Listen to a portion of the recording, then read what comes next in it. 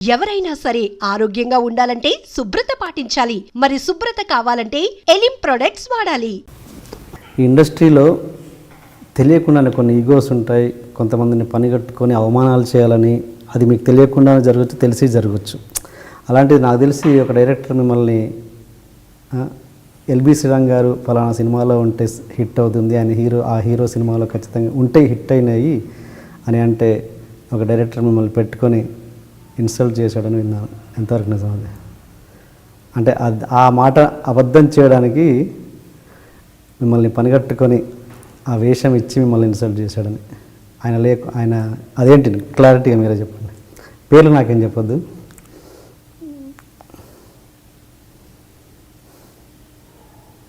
చెప్పడం వల్ల ఏంటి లాభం అని ఆలోచిస్తున్నాను. ఒక డైరెక్టర్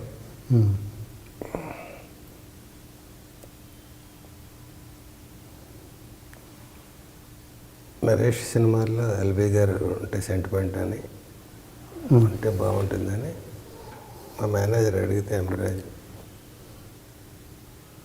అలాగని వేషం ఇచ్చి ఒకరోజు వేషం సాయంత్రం దాకా కూర్చోపెట్టి ఒక డైలాగ్ అయ్యాయో బాబోయో ఏదో చెప్పించి అయిపోయిందండి మీ వేషం అన్నాడు. నవ్వుకుని వచ్చేసింది. డబ్బులు ఇచ్చి తీసుకున్నాను. అది పెద్ద నా తప్పు కాదు. సెంటిమెంట్ అంటే అలాగా ఫ్రేమ్లో నిలబడడం కాదు కదా. ఆయన సినిమాలో ఈయన ఉంటే ఉండడం సెంటిమెంట్ అండి అని అడిగినప్పుడు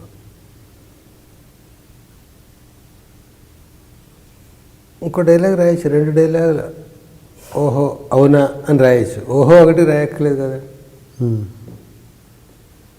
అక్కడ అది చాలా చిన్నది. ఎప్పుడో నీ దగ్గర ఎలా వచ్చిందో కూడా నాకు తెలియదు. కానీ అంటే ఏంటి అంటే ఇన్సల్ట్ దాని ఉద్దేశం ఏంటి? పెట్టుకొని అలా అది కాదు దాన్ని ప్రూవ్ చేద్దామన్నా ఎట్లా? కాదని తను ప్రూవ్ చేసుకుంటాడా? తన సినిమా ఇతను ఉంటే సక్సెస్ అవ్వదు, పెట్టాను చూడండి అని ప్రూవ్ చేసుకుంటాడా? దానికోసం నన్ను పెట్టి సక్సెస్ అవ్వదని అతను ప్రూవ్ చేయదలుచుకుంటే తన సినిమా సక్సెస్ అవ్వదని ప్రూవ్ చేసుకున్నట్టు అవుతుంది కదా.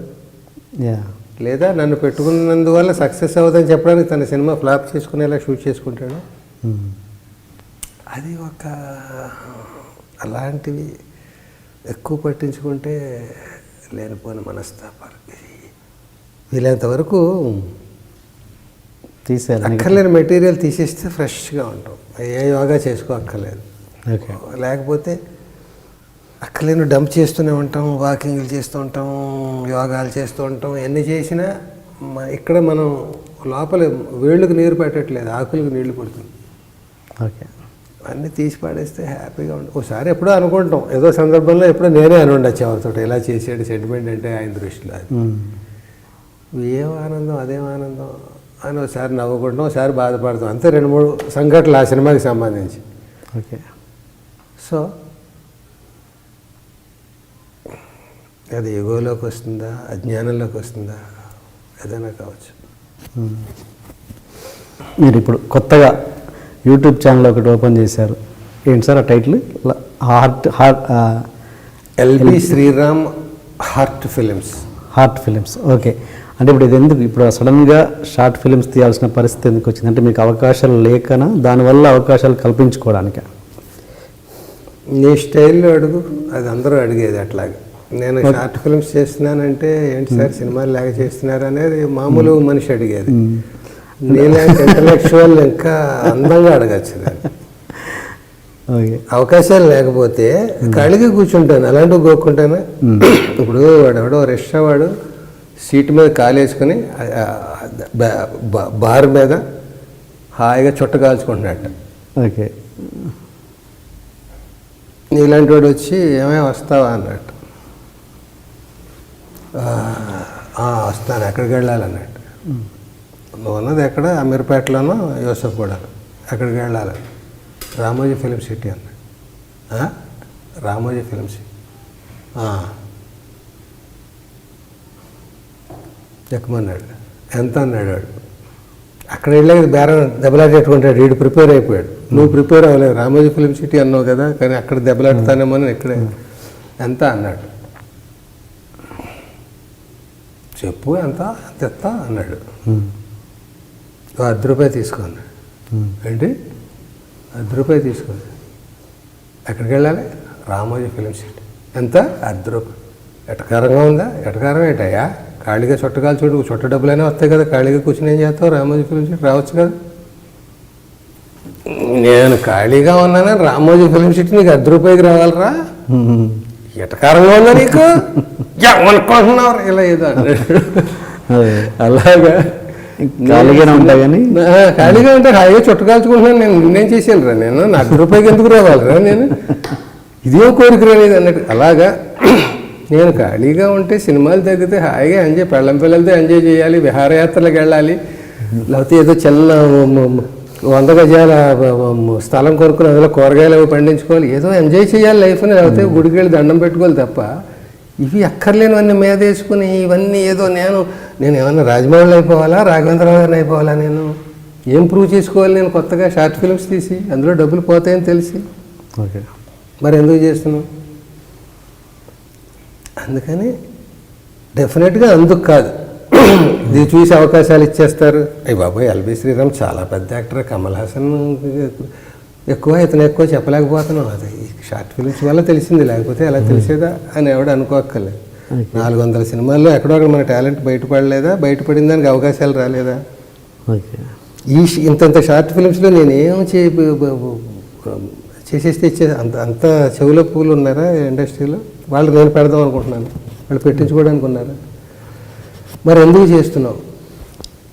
నాకు ఒక యాక్టివిటీ కావాలి, టైం ఉంది నా చేతిలో, సినిమాలు లేదు, ఏం చేయని చెప్పి నేను కాఫీ హోటల్ పెట్టుకోనా, లేకపోతే మిరపకాయ బజ్జీలు అమ్ముకోనా సెంటర్లో, లేకపోతే ఎందులో రిలయన్స్లో ఏమైనా నేను పార్ట్నర్షిప్గా జాయిన్ అవునా?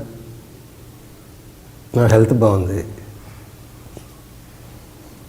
నా ఎనర్జీ లెవెల్స్ బాగున్నాయి. రేపు బాగుండకపోవచ్చు, తెల్లారేటప్పుడు అది వేరే టాప్. ఎప్పుడప్పుడు ప్రతి మనిషి అస్వస్థతో ఇంకొకటో వాడు తను చాలించడం అన్నీ జరుగుతాయి. ఈవేళ నాకు సినిమాలు లేవు, రేపు ఉంటాయో లేదో తెలియదు, జీవితాంతం ఉండవేమో తెలియదు, రేపు వచ్చేస్తేమో తెలియదు, రేపు నేను రోజుకి 2 షిఫ్ట్లు చేస్తానేమో తెలియదు. ఇంకా అసలు నేను అసలు చేయనేమో, నేను గతంలో చేసింది ఏదో అదే లాస్ట్ సినిమా ఏమో. అలా ఈ లెక్కలు వేసుకుంటూ రోజు చేస్తానా? ఏం సినిమాలు ఉన్నాయి సిటీలో, ఓపెనింగ్స్ ఏం జరిగాయి, అందులో కాస్టింగ్ ఎవరు, నా పేరు మర్చిపోయి వేయలేదా, కావాలనే వేయలేదు, ఇవన్నీ ఎందుకు? ఇంత వంట వండుకోవడం, మదన పడిపోవడం, నేను ఎవరెవరు ఉన్నారో చూసి వాళ్ళ మీద అక్కర్లేని ఈర్ష్యలు పడడం, ఇవన్నీ ఎందుకు? వాళ్ళ టైంలో వాళ్ళకు వస్తే అంటే నువ్వు ఒక్కడే చేసేయాలని నేను జీవితాంతం. పోనీ నా టైంలో వాళ్ళు ఎవరు చేస్తున్నారు ఇప్పుడు? అవును, ఎవరో 1 or 2 పీపుల్ ఎక్సెప్షన్స్ ఎప్పుడూ ఉంటారు.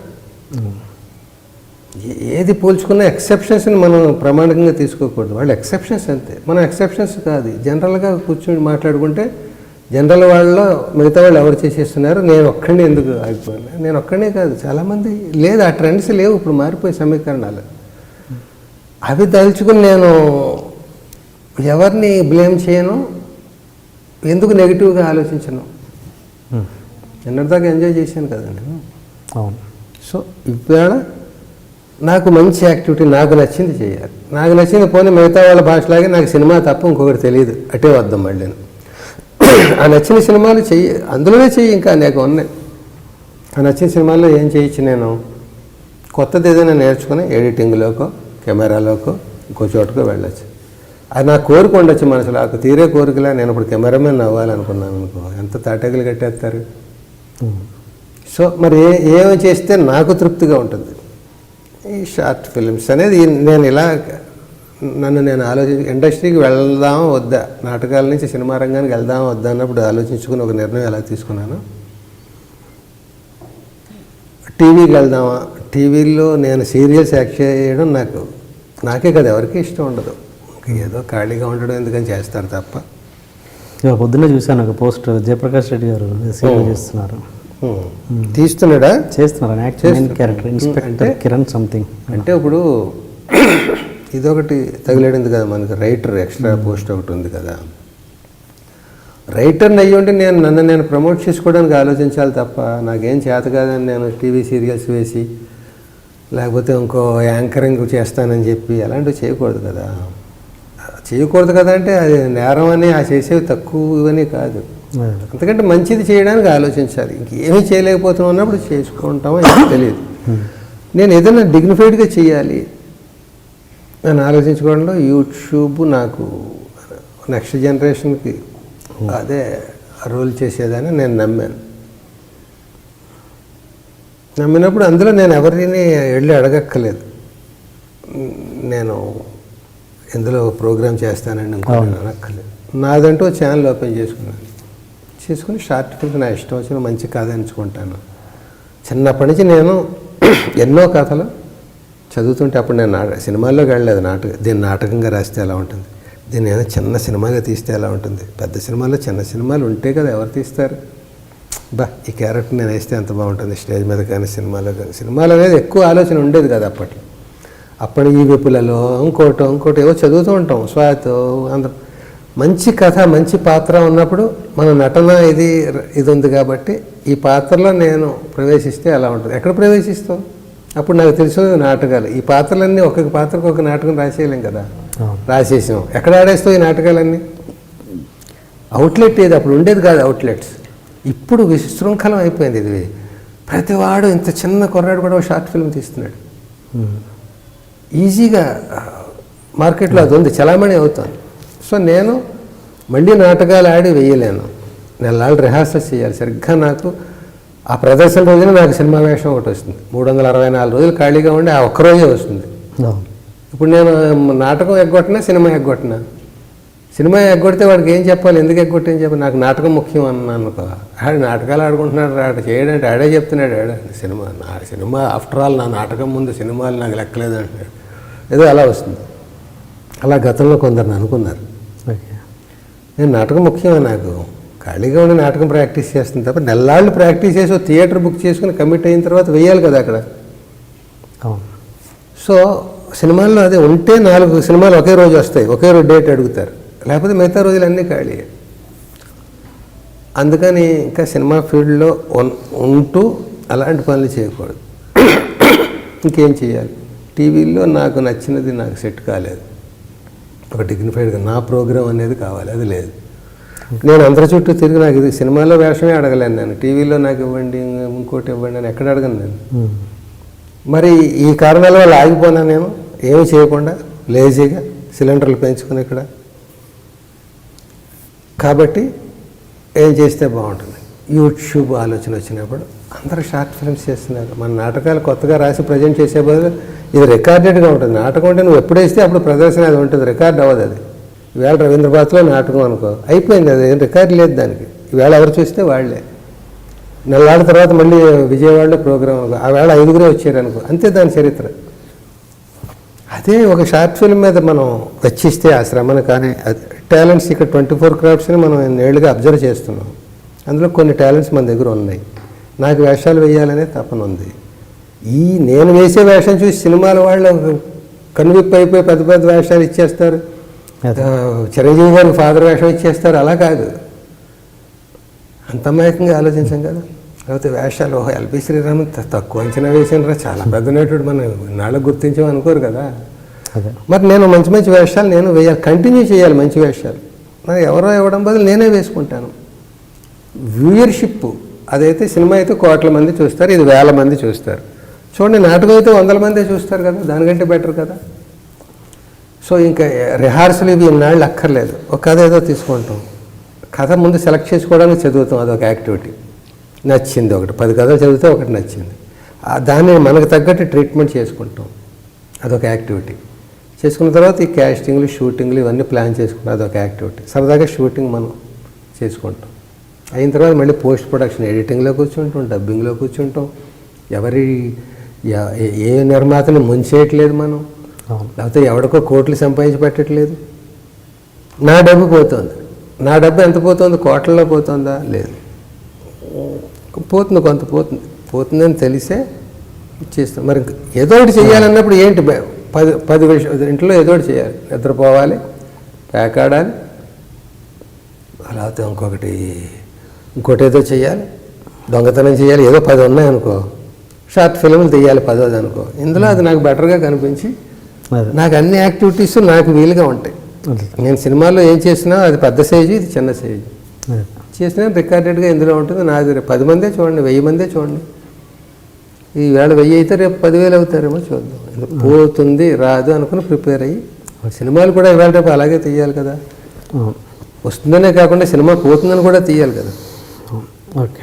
సో ఏవో చేసి ఇప్పుడు కొత్త కొత్త వెంచర్స్ ఈ వయసులో ఆరోగ్యాన్ని పాడు చేసుకుని ఓ సినిమాకి ప్లాన్ చేసి ఎవరినో ప్రొడ్యూసర్ని పట్టుకుని వాడు కాదండి మీరు నా కథ చెడ్డదనుకుంటున్నారేమో, చాలా మంచిదండి బాబు, అసలు నాకే నవ్వు వచ్చేస్తుందని ఇలాగ అతన్ని కన్విన్స్ చేసి మాయ చేసి అంటే నేను ఒప్పించాలంటే అలా చెయ్యాలి కదా.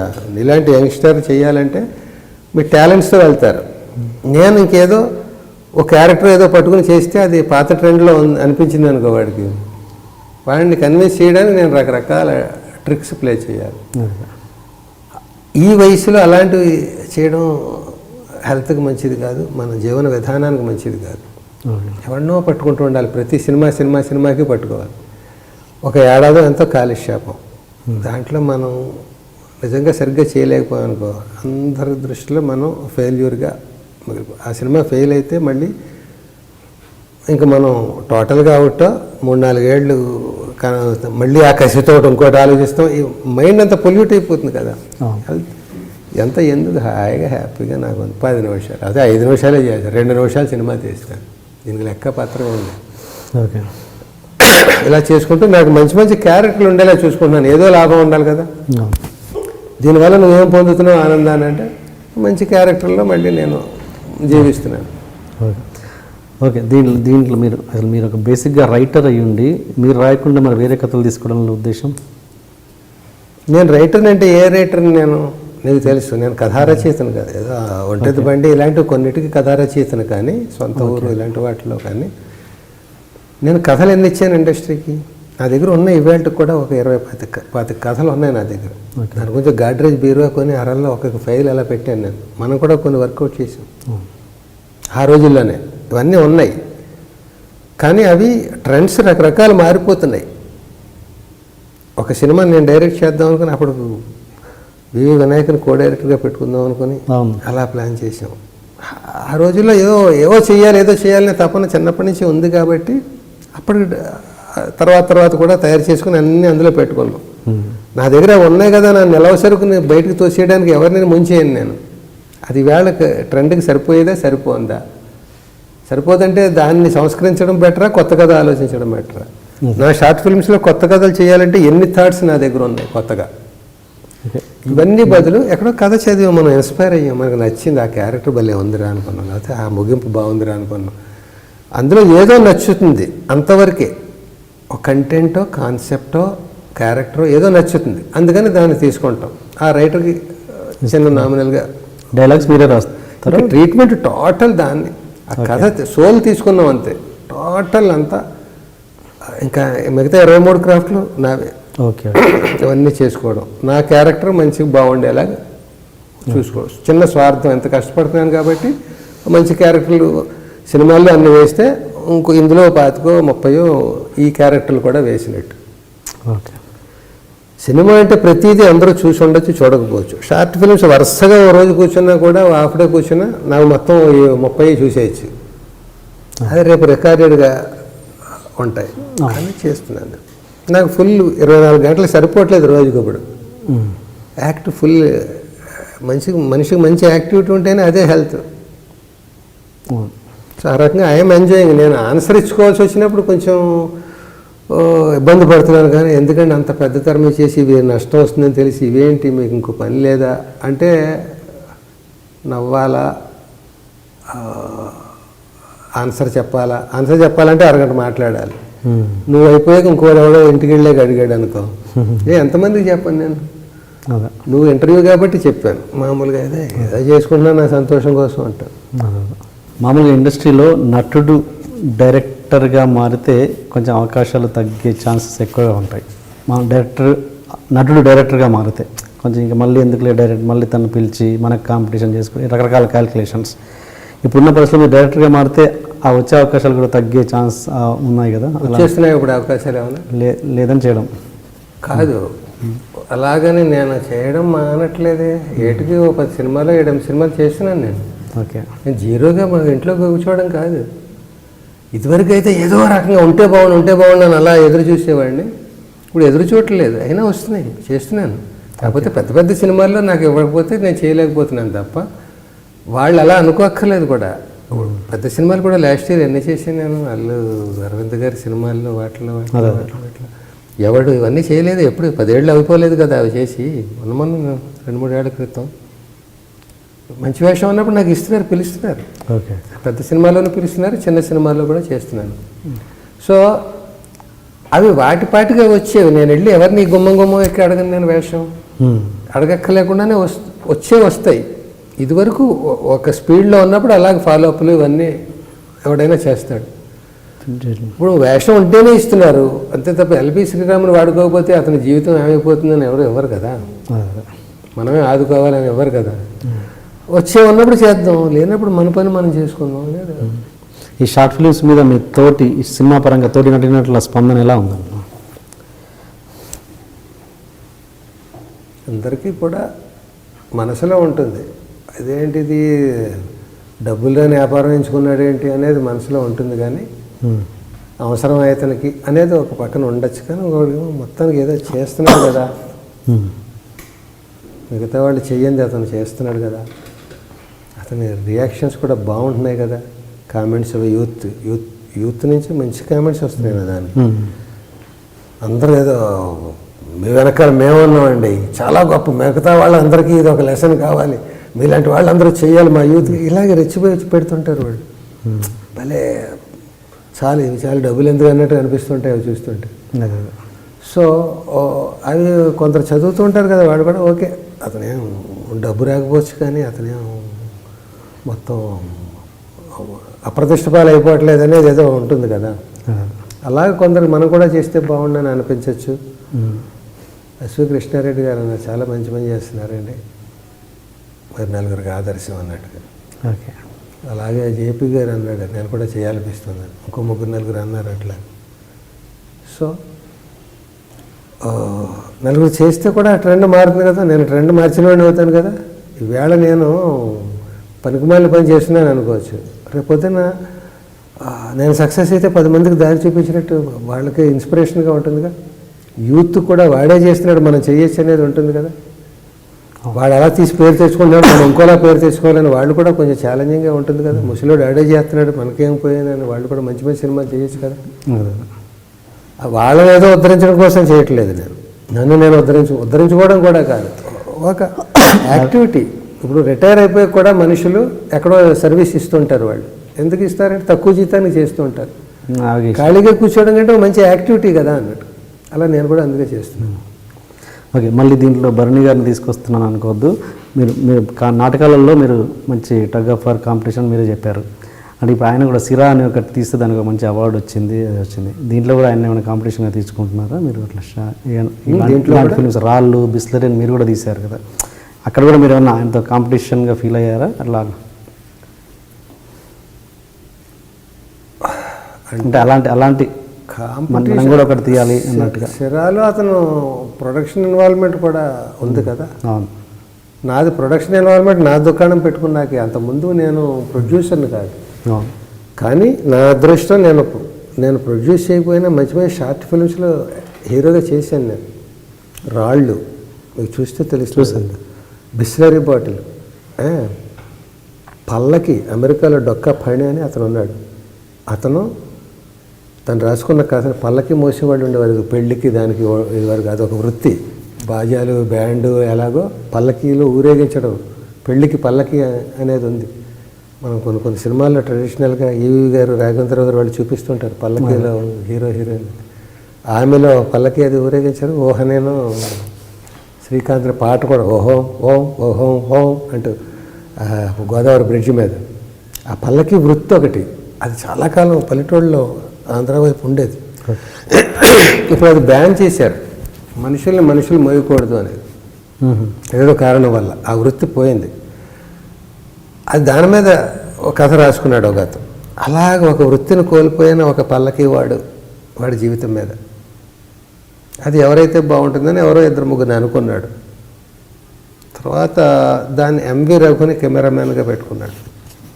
వాళ్ళ డిస్కషన్లో దీనికి correct suitable artist LB Sriram అనేది వాళ్ళు డిసైడ్ చేసుకున్నారు. కెమెరామ్యాన్ అని ఉండొచ్చు, డైరెక్టర్ డొక్కాపణి అని ఉండొచ్చు, ఇద్దరు కలిసి ఆలోచించుకోవచ్చు. ఒకళ్ళు ప్రపోజ్ చేస్తే రెండో వాళ్ళు కరెక్ట్ అని నమ్మారు. వాళ్ళు వీళ్ళు కదా అతను కరెక్ట్ ఇదని. ఇంకా అక్కడి నుంచి ఆ దిశగా అమెరికా నుంచి అతను వచ్చి మాకు ఎంతో కొంత డబ్బులు కూడా ఇచ్చి వారం రోజులు షూటింగ్ మా ఊరు పక్కన, మా ఊరికి కోనసీమలో. రోజు మా ఇంటి నుంచి కారులో వెళ్ళేవాడిని షూటింగ్కి. నేను మెయిన్ హీరో రోల్ పల్లకివాడిని. నాకు పక్కనే ఎలాంటి నటులు గొల్లపూడి మారుతిరావు గారు, తనకళ్ళ భరణి, ఇంకా వేరే ఆర్టిస్టులు వాళ్ళు ఉండి అందులో ఒక పాట పల్లకి మీద బాలసుబ్రహ్మణ్యం గారు, సంగీతం మాధవపతి సురేష్, వీటన్నిటికీ ధీటుగా కెమెరా ఎంవి రఘు, నాకు ఇష్టమైన కెమెరామ్యాన్. హై స్టాండర్డ్స్ అనమాట, షార్ట్ ఫిల్మ్ రేంజ్లో భాషలో. అది చేస్తే అది 30 minutes 40 minutes.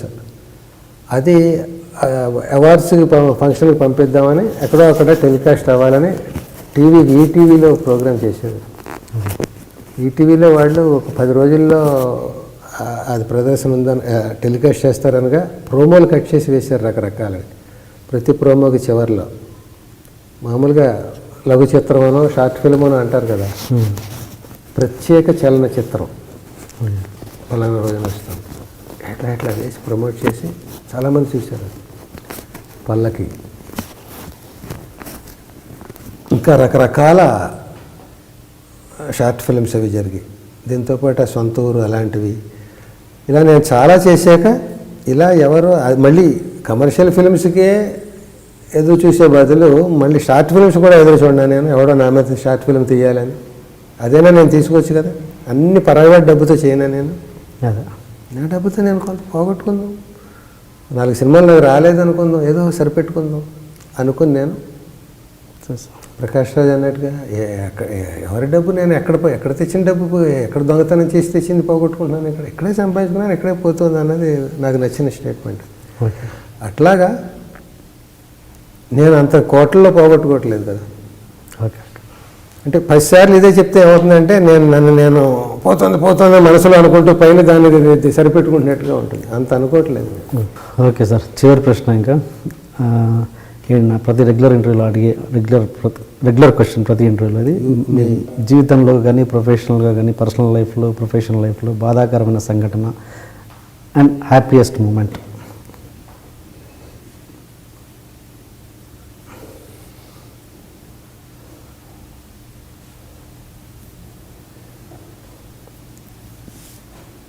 హ్యాపీయెస్ట్ మూమెంట్ ఒకటి కాదు, ముందు బాధాకరమైన సంఘటనలు చెప్పు. నా జీవితంలో బాధాకరమైన సంఘటన ఏంటంటే ఏం లేదు. అదే నాకు అప్పిచ్చింది. అప్పిస్తాను అని కాళ్ళ వేళ్ళ పడుతుంది ఫోన్లు చేసి. వెళ్ళకపోతే ఎంత బాధపడుతుందో తెలుసా, అంత బాధపడుతుంది. పులప్పారావు డైలాగ్ అలాగా ఎంత బాధపడుతుందో తెలిసే రాసేసాను. ఎలా ఫినిష్ చేయాలి దాన్ని తెలియట్లేదు, అంత బాధపడుతుందని అతను స్టైల్ లేదు. అలాగా మామూలు కష్టాలే, శత కష్టాలు పేత కష్టాలు తప్ప సృష్టికి భిన్నంగా నాకు కష్టాలు బాధలు కన్నీళ్ళు లేవు. ఒకవేళ ఉన్నా కూడా తట్టుకునే శక్తి భగవంతుడు నాకు ఇస్తాడు అనుకుంటున్నాను. అంటే భవిష్యత్తు సంఘటన ఉంటుందిగా, ఏదో ఒక ఇన్సిడెంట్, భవిష్యత్తు ఎలా ఉంటుంది అనే దాంట్లో ఇవాళ వరకు హ్యాపీ. ఇవాళ బాగున్నప్పుడు రేపటి గురించి ఎందుకు నీకు.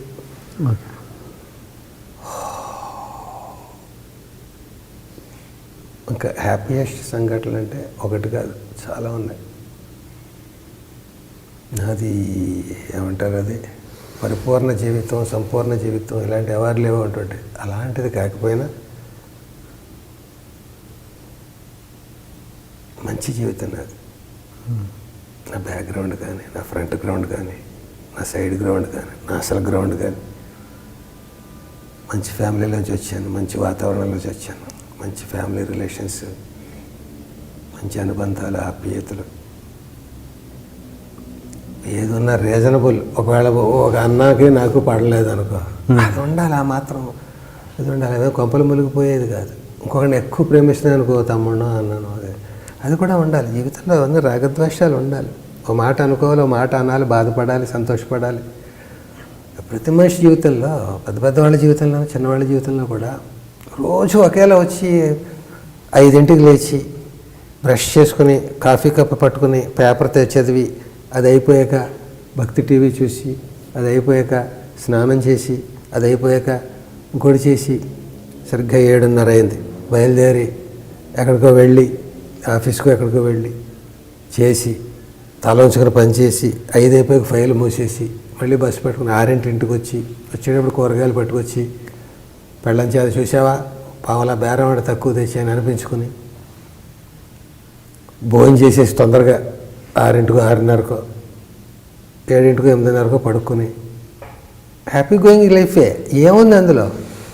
దీనికోసం నువ్వు కొత్తగా ఎందుకు పుట్టాలి? బోళ్ళు జీవరాశులు బతుకుతూ పుడుతూ పోతున్నప్పుడు హ్యాపీ గోయింగ్. అందులో అనారోగ్యం లేదు, కోరికలు లేవు, ఏం లేదు, నిర్వికారం. అది కానీ మరి అలా ఉండడు. అలా ఉంటే బాగుంటుంది అనుకుందాం. అలా ఉండడు కూడా మనిషి, బాగున్నా కూడా. అప్పటిదానికి రోజు ఎన్నిసార్లు చేస్తావు? సూర్యుడు కూడా రోజు ఉదయిస్తాడు, రోజు అస్తమిస్తాడు అని మనం అనుకుంటాం. రోజు ఒకేలా ఉదయిస్తున్నాడు, రోజు ఒకేలా అస్తమిస్తున్నాడు. మనం చూసే దృష్టి మారితే సూర్యోదయం మారిపోతుంది, సూర్యాస్తమయం మారిపోతుంది. ఒకరోజు సూర్యుడు ఉదయంలో వెనకాల వచ్చే మేఘాల కలర్స్ వేరుగా ఉంటాయి. ఒకరోజు 2 పక్షులు అలా మనం చూసిన టైంకి అలా ఎగురుతూ ఉంటాయి. ఒక 2, 20 ఎన్నో అట్లా. ఆ దృశ్యం నువ్వు ₹1,00,000 కావాలన్నా నీకు పెయింట్ వేయలేవు, నువ్వు వేసిన ఈ దృశ్యం కళ్ళ ముందు సజీవంగా ఉంది, జీవంతో. నిన్న సూర్యోదయం, నిన్న పక్షులు లేవు, ఈవేళ పక్షులు ఉన్నాయి. సూర్యుడు సగమే కనిపిస్తున్నాడు, అప్పుడు పక్షులు వచ్చాయి. గమనిస్తే రోజు కొత్తదనమే. చెట్టు పాతదే, పువ్వులు రోజు కొత్తవే. అవే పువ్వులు రోజు అవే మొగ్గలతోటి పువ్వులు అవుతున్నాయి. కానీ ఏ పువ్వు కొత్తదనం, ఆ పువ్వు కొత్తదనం. మనిషి కొత్తగా పుడుతున్నాడు, కొత్తగా పోతున్నాడు. కానీ ప్రతి మనిషికి ఇన్ని క్యారెక్టర్లు ఎందుకు అసలు? మనకి ఒకటి చాలు కదా సృష్టికి. ఇన్ని ఎందుకు పెట్టాడు దేవుడు? ఎవరి లైఫ్ వాళ్ళది. వాళ్ళకి కొన్ని కష్టాలు ఉండాలి, వాళ్ళకి కొన్ని సుఖాలు ఉండాలి, వాళ్ళకి కొన్ని తట్టుకునే శక్తులు ఉండాలి, కొన్ని తట్టుకోలేక ఎవరి దగ్గర బరస్ట్ అవ్వాలి. ప్రతి జీవితంలో జరగాలి, జరుగుతాయి. ఇవి లేకపోతే అసలు ఈ జీవితంలో ఏమిటి మనం నేర్చుకోవాలి కదా. ఒక పరిశోధన అంటే సైంటిస్ట్ కాదు, అమెరికా వెళ్ళి కంప్యూటర్ పెట్టుకుని ఏదో నేర్చుకోవడం కాదు పరిశోధన అంటే. ప్రతిదీ పరిశోధనే. ఓ రోజు చేవలు గమనిస్తాం, అది పరిశోధనే. అలా మనం ఉండలేకపోతున్నామని అనుకుంటాం. ఏదో మనకి మనం పరిశోధన, ప్రపంచానికి చేయక్కలేదు ప్రతి పరిశోధన. హాస్పిటల్కి వెళ్తాం, ఎవరినో చూసి అయ్యో వాడు ఎలా అయిపోయాడా, మనం జాగ్రత్త పడాలనుకుంటాం. అది కొత్తగా కనుక్కొని మన జీవితంలో మనకి నేర్చుకుని దీనివల్ల మనం ఇంకో 10 ఏళ్ళు ఆరోగ్యంగా బతికితే ఆ 10వ ఏట ఎవరికో ఏదో చేస్తాం, మన వల్ల ఏదో జరుగుతుంది. అది దానికోసం మనం ఈ లైఫ్ మనం ఉన్నాం. ప్రతి దానివల్ల ఏదో ఒకటి ఉంటుంది. ప్రతి రోజు వల్ల, ప్రతి జీవి వల్ల ఏదో ఒకటి ఉంటుంది. ఒకటి జీవితాంతం ఏమి ఒక కథలో ఎక్కడో ఏమీ చేయలేదు, అలాగే బతికాడు, పాలేరు గాను ఎదుగుగాను. చివరిలో ఏదో పాము ఎవరో కరవబోతుంటే వాడు కాపాడాడు. ఏదో వాడి పర్పస్ అంతే, దానికోసం పుట్టాడు వాడు. 70 ఏట కాపాడాలి వాడు. 70 ఏళ్ళు వాడు మామూలు రొటీన్ మనిషిగా బతికాడు. ఎందుకు పుట్టాడు రా అనిపించుకోకుండా చివరిలో వాడు మంచి పని చేసి చచ్చిపోయాడు. అంటే ఇంకా చివరికి మిగిలేదు ఫిలాసఫీ. ఫిలాసఫీలో ఎంతసేపు అయినా మాట్లాడచ్చు కదా. సో నా లైఫ్ వరకు హ్యాపీయెస్ట్గా అన్న కానీ నేను హ్యాపీగా, రీజనబుల్గా ఉంది నాకు. అన్నీ కూడా నేను తట్టుకునే కష్టాలు, నేను ఎగిరి పట్టుకోగలిగితే పట్టుకునే విజయాలు, నేను పడిపోతే లేచి మందు రాసుకునే బాధలు, నేను పడిపోయి నన్ను ఎవరో చూడకుండా ఉంటే బాగుండు అలాంటి లేని చిన్న మెచ్యూరిటీ. చూశారు చూడండి, దెబ్బ తగిలితే చూస్తారు. వాళ్ళు ఎవరు నన్ను చేరదీయలేదు, లేవదీయలేదు. వాళ్ళు ఎందుకు లేవతీయాలి? నువ్వు పడిపోదు, లేవగలవుగా, లేవలేకపోతే కదా. ఇవన్నీ నా కష్టాల గురించి ఏమైనా చెబితే అవి అందరికీ ఉన్నాయి, నా ఒక్కడి కష్టాలు కాదు.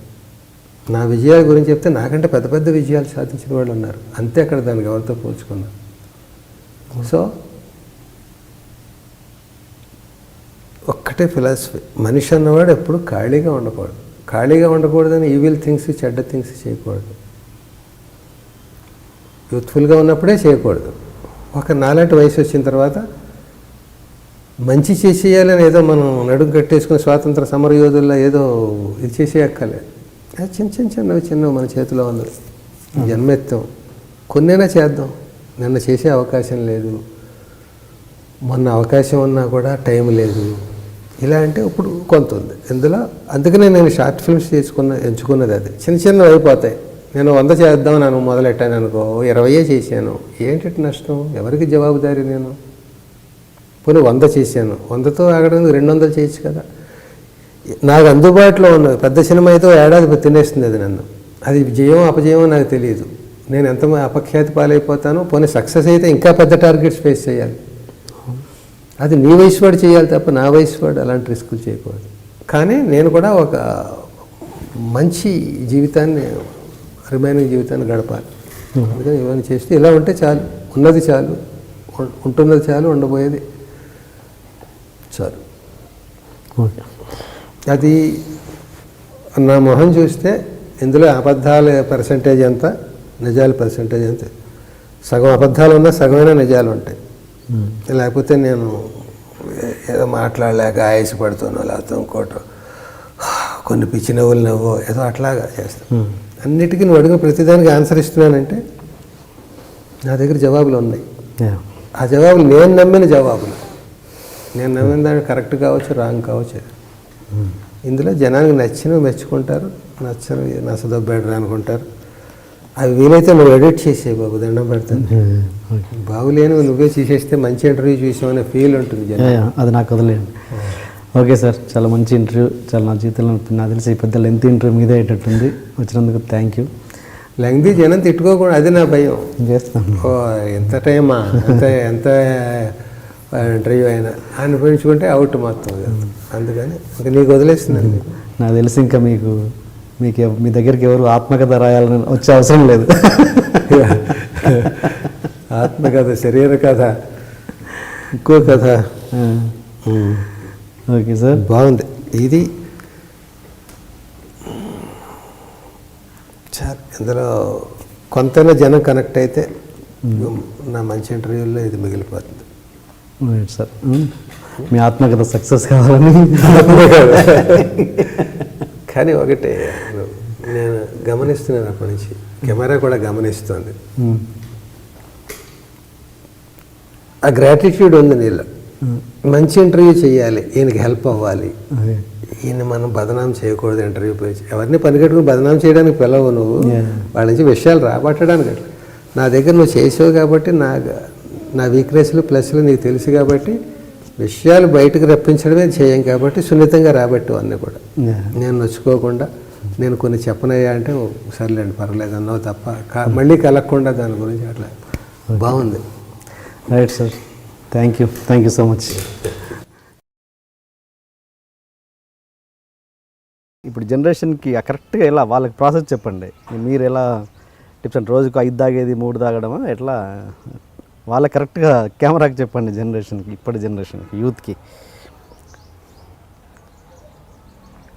ఏం లేదంటే ఈవేళ యూత్ మంచి ప్రశ్న ఇది. ఇలాంటి ప్రశ్నలు కావాలి ఇక్కడ. అంటే ఎన్ని సినిమాలు చేశారు, ఇప్పుడు ఎన్ని చేస్తున్నారు, ఆ లెక్కలు కాదు. కానీ ఇవి ఏమన్నా నాలాంటి వాడు 2 మాటలు చెప్తే పాటించినవాడు పాటిస్తాడు, లేనివాడు ఏదో వాగేళ్ళే అనుకుంటాడు. యూత్ ఈవేళ ఎప్పుడూ లేనంతగా యూత్ రాజ్యం వెళ్తుంది ఇప్పుడు. ఎందుకంటే అనూహ్యమైన మార్పులన్నీ యూత్లోనే వస్తున్నాయి. ఏం మార్పులు? ఇదివరకు అమెరికా వెళ్ళే వాళ్ళు ఎంతమంది లేరు. ఇదివరకు సాఫ్ట్వేర్ ఇంజనీర్లు ఎంతమంది లేరు. ఇదివరకు పెద్దల మాట వినకుండా యామ్ స్పెల్లింగ్ ఏంటో కూడా గూగుల్ని అడిగేవాళ్ళు ఇదివరకు లేరు. వాళ్ళ అమ్మనో నాన్నో అడిగేవారు, నాన్న సంక్రాంతి అంటే ఏంటి? ఇప్పుడు సంక్రాంతి కాదు, పండగ అంటే ఏంటి ఇందులో కొట్టాలి. 1+1 అంటే ఏంటి నేను చెప్తాను రా, అక్కర్లేదు, వీడే తెలుసుకోవాలి. గూగుల్ తల్లి ఉంది కదా. అందుకని గురువునంటే ఎక్కువ అవసరం లేకపోవడం, వాడు చెప్పిందంతా నిన్నటి జనరేషన్ అనుకోవడం కారణం ఇవాళ జనరేషన్ గురువు గూగుల్ ఉంది. అన్నీ వాడికి సెల్ఫే. మనతో మాట్లాడుతూనే అదా తెలీదా అండ అని వేరే టాపిక్ నడుస్తుంటే ఇదిలో కొట్టేస్తాడు వీడు, చెప్తాడు వీడు ఫస్ట్ ఇన్ఫర్మేషన్లో చెప్తాడు. ఇట్లాగా యూత్ వేళ అనేక టార్గెట్స్ తోటి, అనేక అచీవ్మెంట్స్ తోటి, అనేక ఉక్కిరిబిక్కిరి టెన్షన్లతోటి ఉన్నారు యూత్. మా రోజుల్లో ఇందాక చెప్పాను స్టార్టింగ్లో 200 రూపాయలు జీతం అయితే అందులో 100 రూపాయలు నాటకానికి తగిలేసి 100 రూపాయలు పెళ్ళం, మల్లెపూలు, సినిమా, కెళ్ళేలు, సినిమాలు వాటితో సహా సరిపెట్టుకునేవాళ్ళం అని.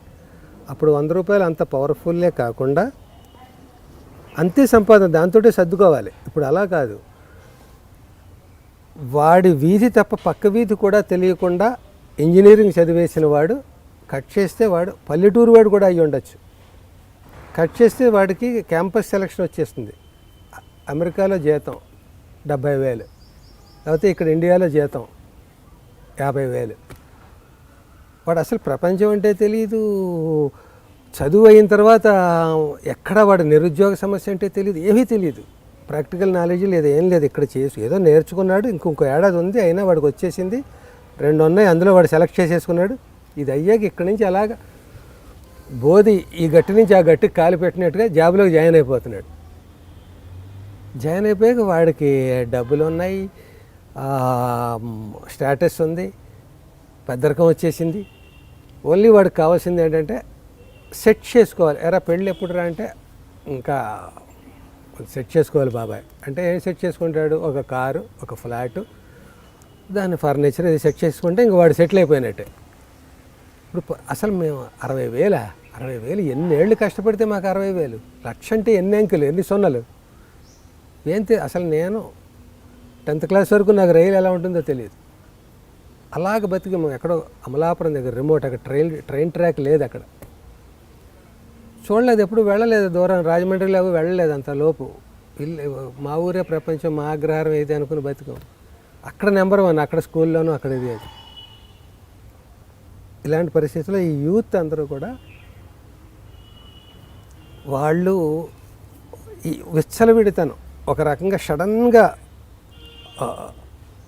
అర్ధరాత్రి స్వాతంత్రంలాగా, దాన్ని ఏమంటారు, నడమంత్రపు సిరిలాగా సడన్గా నెల తిరిగేటప్పుడు వాడి చేతిలో కట్టలు అంటున్నప్పుడు, రియల్ ఎస్టేట్ వాళ్ళు ఎలా సినిమా ప్రొడ్యూసర్లు అయిపోతారో చేతిలో డబ్బులు ఉండేటప్పటికి, అలాగే వీళ్ళకి రకరకాల అలవాట్లు,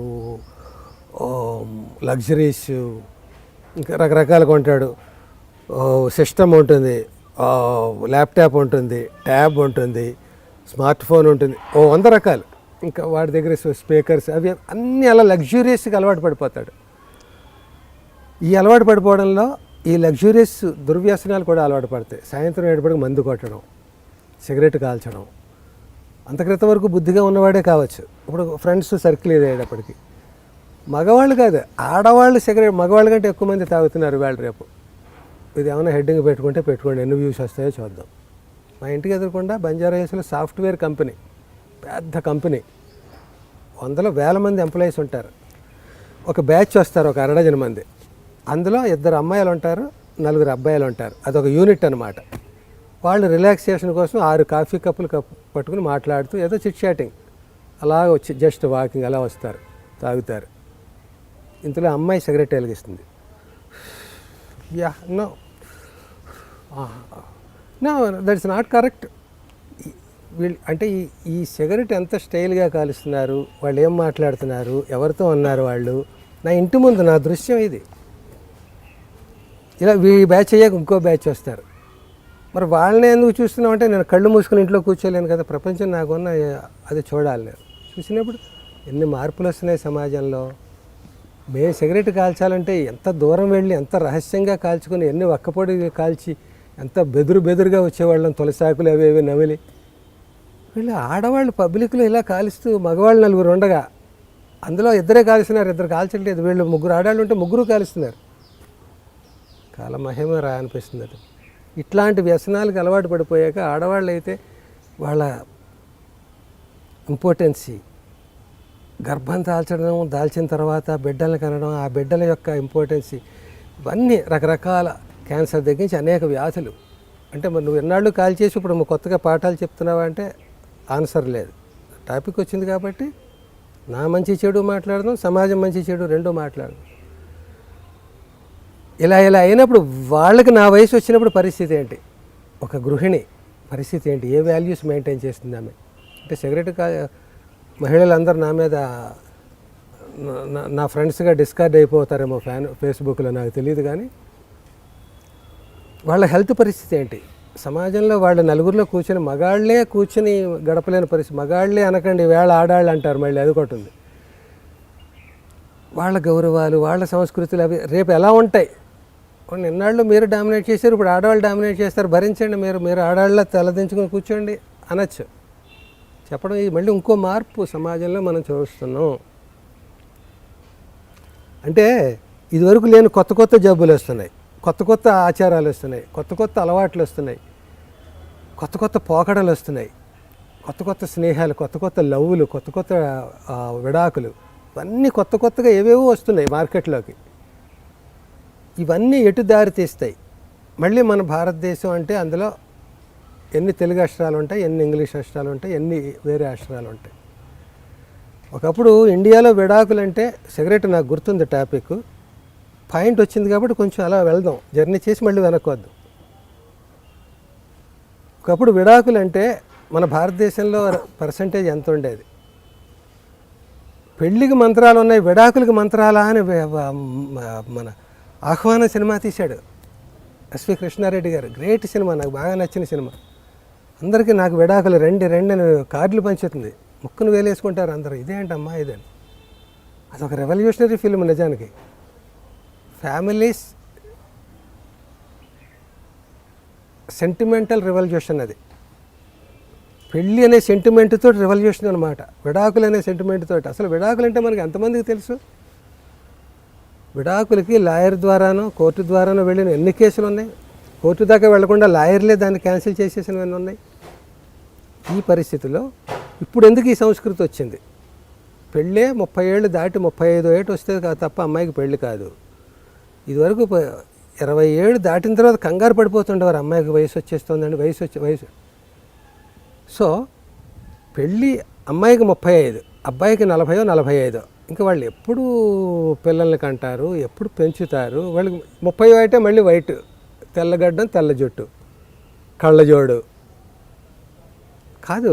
పోనీ హెల్తీగా ఉంటున్నారంటే ఫిజికల్ స్టేటస్ ఇది. అలవాట్ల సిగరెట్లు, మందు, ఇంకా రకరకాల ఇంకా గంజాయిలు తాగేవాళ్ళు కూడా ఉన్నారు మన నోటీస్కి రాకుండా. ఇది ఎందుకు? విచ్చలవిడితనం వల్ల. దీనివల్ల ఇంకా విదేశీ సంస్కృతి, సగం మంది అక్కడి నుంచి ఇక్కడికి వచ్చిన వాళ్ళు, ఇక్కడి నుంచి అక్కడికి వెళ్ళిన వాళ్ళు యూత్లో ఎందుకు ఇలా ఈ మిక్సర్ తయారైందనే దానికి కారణం. నేను ఎప్పుడు ఇంత ఎమోషనల్గా యూత్ గురించి మాట్లాడలేదు. ఇదిగో మా నరసింహారెడ్డి నన్ను రెచ్చగొట్టి, పోనీ ఈ టాపిక్ నన్ను తిట్టుకున్నా, మంచి చెప్పాడు అనుకున్నా, ఎవరు ఎలా అర్థం చేసుకున్నా, టాపిక్ వచ్చింది కానీ టాపిక్గా మాట్లాడాలి కనుక మాట్లాడుతున్నాం. సిగరెట్ గురించి మొదలై మనం ఎక్కడికో వెళ్తున్నాం, నాకు గుర్తుంది. ఎటు వెళ్తున్నాం మనం? అక్కడికి మనం అమెరికా ఎందుకు వెళ్తున్నాం? అందరూ అసలు ఇంట్లో ప్రతివాడును ఇక్కడ అవకాశాలు లేకనా, లేకపోతే అక్కడ ఏమైనా ఆనందించేస్తున్నారు అమెరికాలో? వాళ్ళు మళ్ళీ వెనక్కి ఎందుకు రాలేకపోతున్నారు? వాళ్ళు ఎలాంటి సమస్యలు? పెట్రోల్ బంకులో పెట్రోల్ కూడా పోస్తుంటారు, వెనక్కి రావడం ఇష్టం లేక. సినిమా ఫీల్డ్లోకి బ్యాగ్ ఇచ్చుకొచ్చిన వాడు ఇదివరకు మాకు ఇంటికి మొహం చూపించలేక అక్కడే అష్ట కష్టాలు పడేవారు. ఇప్పుడు ఆ పరిస్థితి లేదు. ఇప్పుడు ఏంటంటే వాడు పార్ట్ టైం సినిమా అనేది, రకరకాల బిజినెస్లు ఇవన్నీ ఉంటాయి.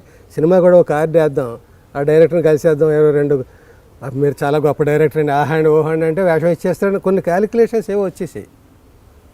టేక్ ఇట్ ఈజీ అయిపోయింది ప్రతిదీ.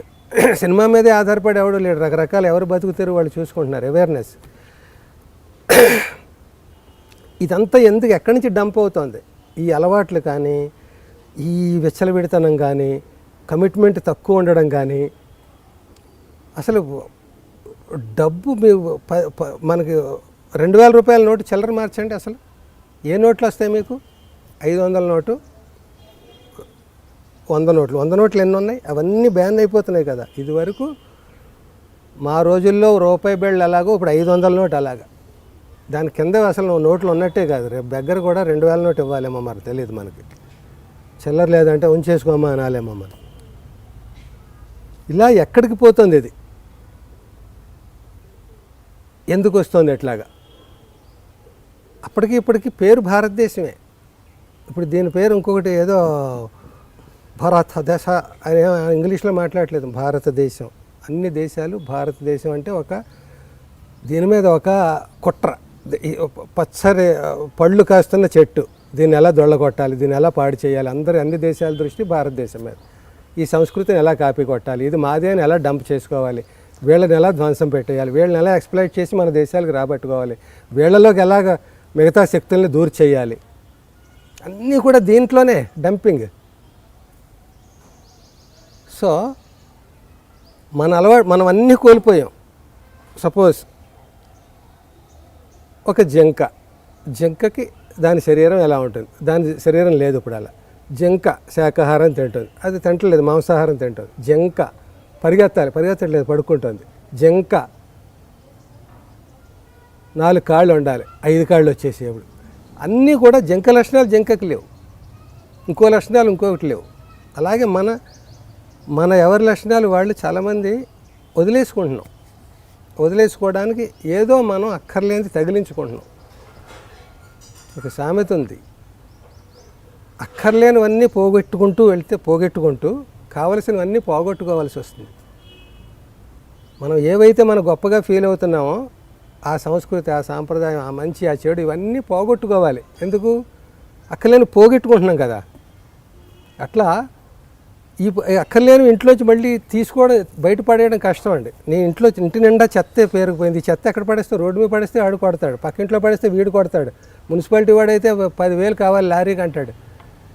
చెత్త పేరుకుపోయింది ఇంటి నిండా, అడుగు తీసి అడుగు పెట్టలేవు, ఎక్కడ పెడతావు? ఇది అంత సోఫా సెట్ కొన్నావు, అది కొన్నావు, ఇది కొన్నావు, ఇందాక నేను చెప్పినట్టుగా సిస్టమ్ కొన్నావు, ల్యాప్టాప్ కొన్నావు, ట్యాబ్ కొన్నావు, 2 సెల్ ఫోన్స్ ఉన్నాయి, 2 చాలుగా 4 కనెక్షన్లు. మనకి ఇచ్చిన నెంబర్ ఒకటి ఉంటుంది, ఫీడ్ చేసుకుంటాం, వాడు వేరే నెంబర్ నుంచి చేస్తుంటాడు. మనకి ఇది చేయాలి, అది చేయాలంటే అదే చేయండి అంటాడు, వాడు దాని నుంచే చేస్తాడు. ఎప్పుడు నో నేమ్ అని వస్తుంది మనకి. ఈ కర్మ ఏంట్రా, నాకు ఒకటే నేను ఫీడ్ చేసుకోగలను అంటే డైవర్షన్స్ వస్తాయి. టాపిక్ మాట్లాడేటప్పుడు ఎక్కడికి వెళ్ళాలి, మనం ఎక్కడికి వెళ్తున్నాం, ఏ ఊరని బయలుదేరాం, ఏ ఊరి దగ్గర ఎక్కడ ఎందుకు ఆగిపోయి పక్క మలుపు తిరిగాం, అసలు ప్రయాణమే రాంగ్ రూట్లో మొదలెట్టామా, మధ్యలో దారి తప్పిపోయామా, మనం ఎక్కడికైనా బయలుదేరుతున్నాం, ఏం కావాలి మనకి, ఏం అక్కర్లేదు, ఎందుకు పరుగులు పెడుతున్నాం, ఎందుకు పొద్దున్నే ఇంత ఉరుకులాట, ఒక పావుగంట ముందు ఎందుకు తయారవ్వలేకపోతున్నాం, తయారైనా ఎందుకు జామ్ అయిపోతున్నాం. ఇదివరకు ఒక స్కూటర్ మీద 4 వెళ్ళేవాళ్ళం మా చిన్నప్పుడు. మా ఫ్యామిలీ అంతా పోలీసుకి దొరికిపోతామా ఏంటని భయపడుతూ ఇంత స్కూటర్ మీద 4 వెళ్ళేవాళ్ళు. ఇప్పుడు ఒకడికి 4 కార్లు. వాడు బజార్కి వెళ్ళాలంటే ఈ కారు వాడతాడు, వాడు ఒక ఆఫీస్కి వెళ్ళాలంటే ఆ కారు వాడతాడు, సినిమా షూటింగ్కి వెళ్ళాలంటే ఈ కారు వాడతాడు, ఇంట్లో ఫ్యామిలీని పంపాలంటే ఇంకో కారు వాడతాడు. ఇదంతా రోడ్డు, ఇదే రోడ్డు. ఎంత 16 లైన్లు చేసినా కూడా ఈ నెలనే పంచుకోవాలి. మనం బిల్డింగ్లు కట్టినా, రోడ్డుగా వాడుకున్నా, సిగ్నల్స్ పెట్టుకున్నా ఎంతమంది పడతారు. ఎన్ని కార్లు, మనుషుల కంటే కార్లు ఎక్కువైపోతే ఎక్కడ పెడతావు దాన్ని? ఆ మూమెంట్ అన్ని ఒకదాన్ని ఒకటి దాటుకునే వెళ్ళాలి తప్ప దీన్ని జంప్ చేసి వెళ్ళలేవు కదా కప్పల్లాగా. ఎన్ని ఫ్లైఓవర్లు, ఎన్ని మెట్రోలు, ఎన్ని వచ్చినా ఎందుకు ఇదే పరిస్థితి మనం ఫేస్ చేస్తున్నాం? కారణం ఇది. సో ఎక్కడికి వెళ్తున్నాం, మనకి ఏం కావాలి, ఏం అక్కర్లేదు, అక్కర్లేనివి తగ్గించుకుంటే బాగుంటుంది. లెస్ లగేజ్ మోర్ కంఫర్ట్ అనేది ఎప్పుడు కూడా. ఒక స్వాములు వారు దగ్గరికి ఒకడు వెళ్ళాడు నాలాంటి వాడు. స్వామి, ఏంటి నీ సమస్య? ఆ ఇల్లు ఇరుకైపోయింది స్వామి. చిన్నగా కాదు, పెద్ద గదే స్వామి. మరి ఎందుకు? తెలియట్లేదు స్వామి, ఇరుకైపోయింది, అడుగు తీసి అడుగు పెట్టలేకపోతున్నా. ఓ పని చేయి, వారం రోజుల్లో నీ సమస్య పోయేలా చేస్తా. చెప్పండి స్వామి. ఒక ఆవు ఉంది మా ఆశ్రమంలో, పట్టుకెళ్ళి మీ ఇంట్లో కట్టుకో, ఇంట్లో కట్టి వారం తర్వాత ఆవుని తీసుకునిరా. మరి అది పేడ అవన్నీ నాకు అనవసరం, నీ సమస్యకు పరిష్కారం నేను చెప్తున్నాను, వెళ్ళి ఆవును కట్టుకో. ఇంట్లో కట్టాడు. ఇంకా అన్నీ ఇంకా ఇరుకైపోయింది వాడికి. ఆవు తన్నుతుందేమో, ఆవు ఉచ్చపోస్తుంది, ఆవు పేడ వేస్తుంది, బిక్కు బిక్కుమంటూ బతికాడు. వారం అయ్యాక ఈ ఆవుని ఇచ్చేసాడు. అమ్మాయి ఇంటికి వెళ్ళి చూసుకొని, అయ్య బాబాయ్ ఎంత పెద్ద ఇల్లు నాది అనుకున్నట్టు వాడు. అంటే ఇది ఈ అక్కర్లేని ఆవుని తెచ్చి ఇక్కడ పెట్టుకోవడం వల్ల వాడికి కావలసిన విశాలత్వాన్ని కోల్పోయాడు. ఇట్లా ఇవన్నీ మనకు అక్కర్లేనివన్నీ మనం డంప్ చేసుకుంటాం. అంటే మనకి సిగరెట్లు అక్కర్లేనివా, అలా అక్కర్లేనివే నువ్వు 40 ఏళ్ళు కాల్చావా, ఇవన్నీ సపరేట్గా. నాలాంటి వాడు ఏమైనా చెప్తే ఎలా ఉంటుందంటే నువ్వు కాల్ చేసావు, ఎదుటివాడు కాల్చకూడదు, ఆడికి లెక్చర్ ఇస్తావు అన్నట్టు ఉంటుంది. చెప్పకుండా ఉంటే అరే నువ్వు నాశనం అయ్యేవాడు, కనీసం ఆ మాట చెప్పచ్చు కదా. వాడు వినడురా, నేను వాడు విన్నాడో లేదో, నువ్వు చెప్తే కదా వాడు విన్నాడో లేదో, ఇలా ఉంటుంది. అందుకనండి ఇదివరకు మా రోజుల్లో 10 మందిలో ఒకటి సిగరెట్ కాలుస్తుంటే రేయ్ వాడు సిగరెట్ కాలుస్తాడు అనేది ఒక పెద్ద నెగిటివ్గానో రహస్యంగానో ఉండేది. ఇప్పుడు 10 మందిలో ఒకటి ఆడు సిగరెట్ కూడా కాల్చడం అనేది అది రివర్స్ అన్నమాట. ఇవన్నీ ఎందుకు వస్తున్నాయి? ఆడవాళ్ళు కూడా సిగరెట్లు కాల్చినారు అని చెప్పాను. అది ఇవన్నీ ఎందుకు వస్తున్నాయి?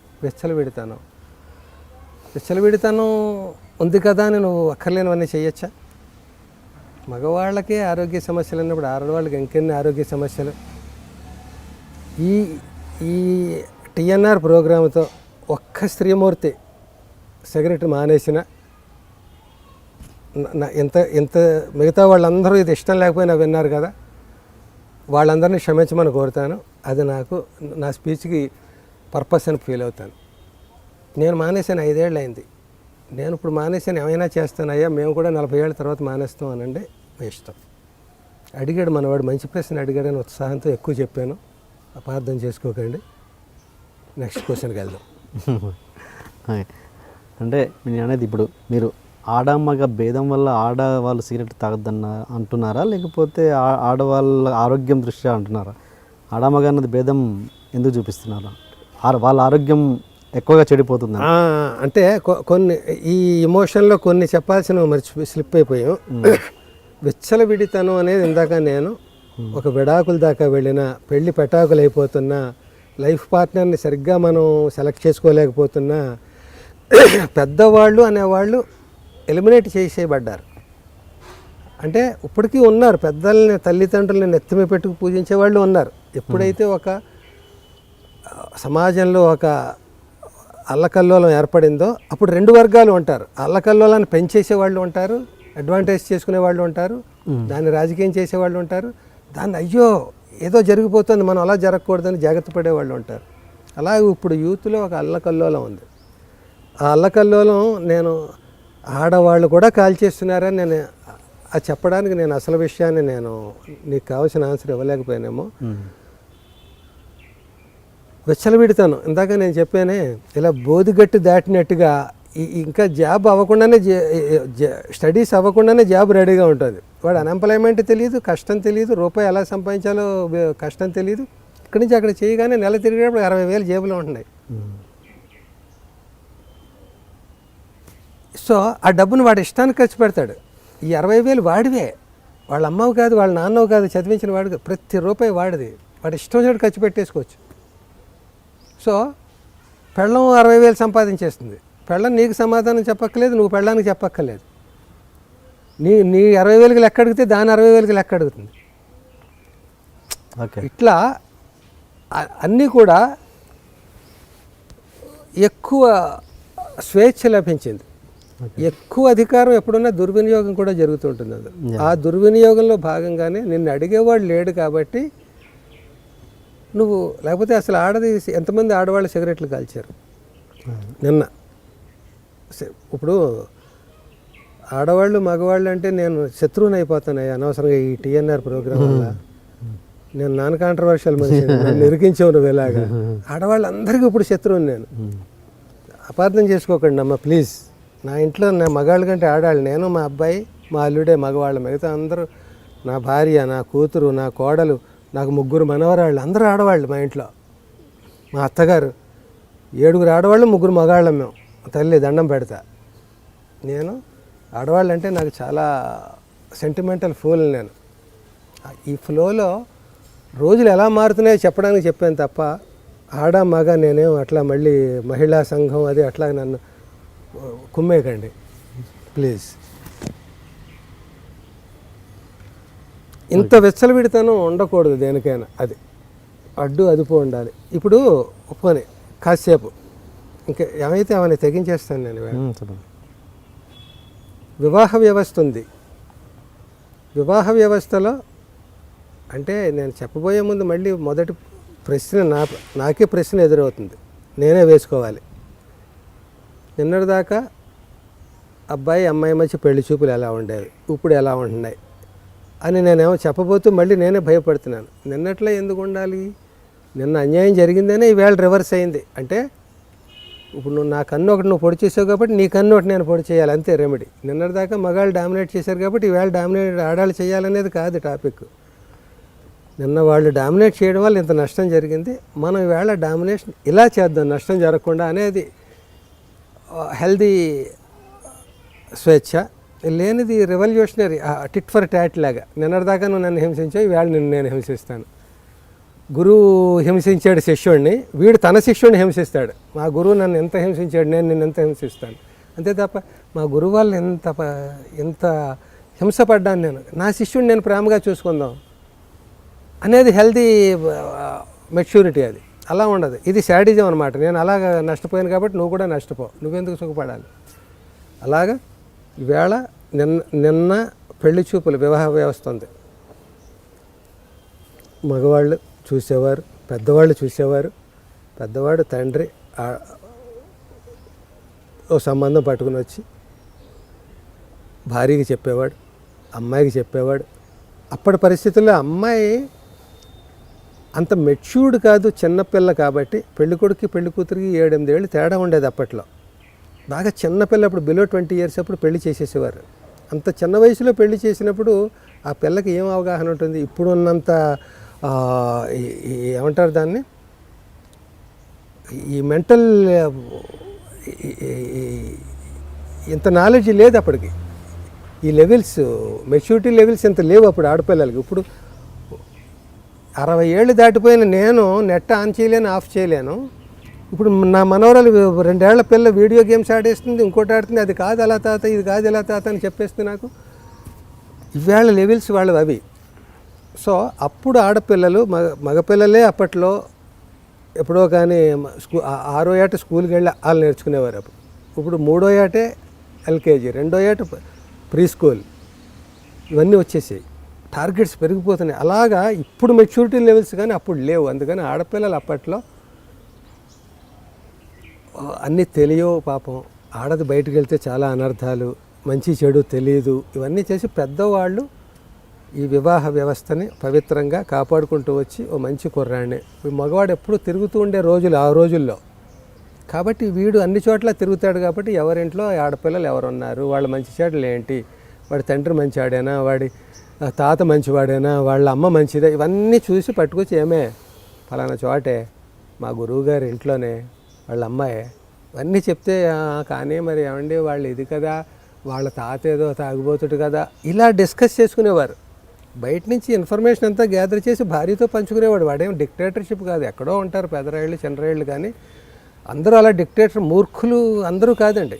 కొంతమంది భార్యలతో సంప్రదించి మంచి చెడు అన్నీ వాళ్ళ నిర్ణయాలు తీసుకుని భార్యలు కూడా మంచి మంచి సలహాలు ఇచ్చిన ఇళ్ళాళ్ళు ఎంతమంది లేరండి సృష్టిలో.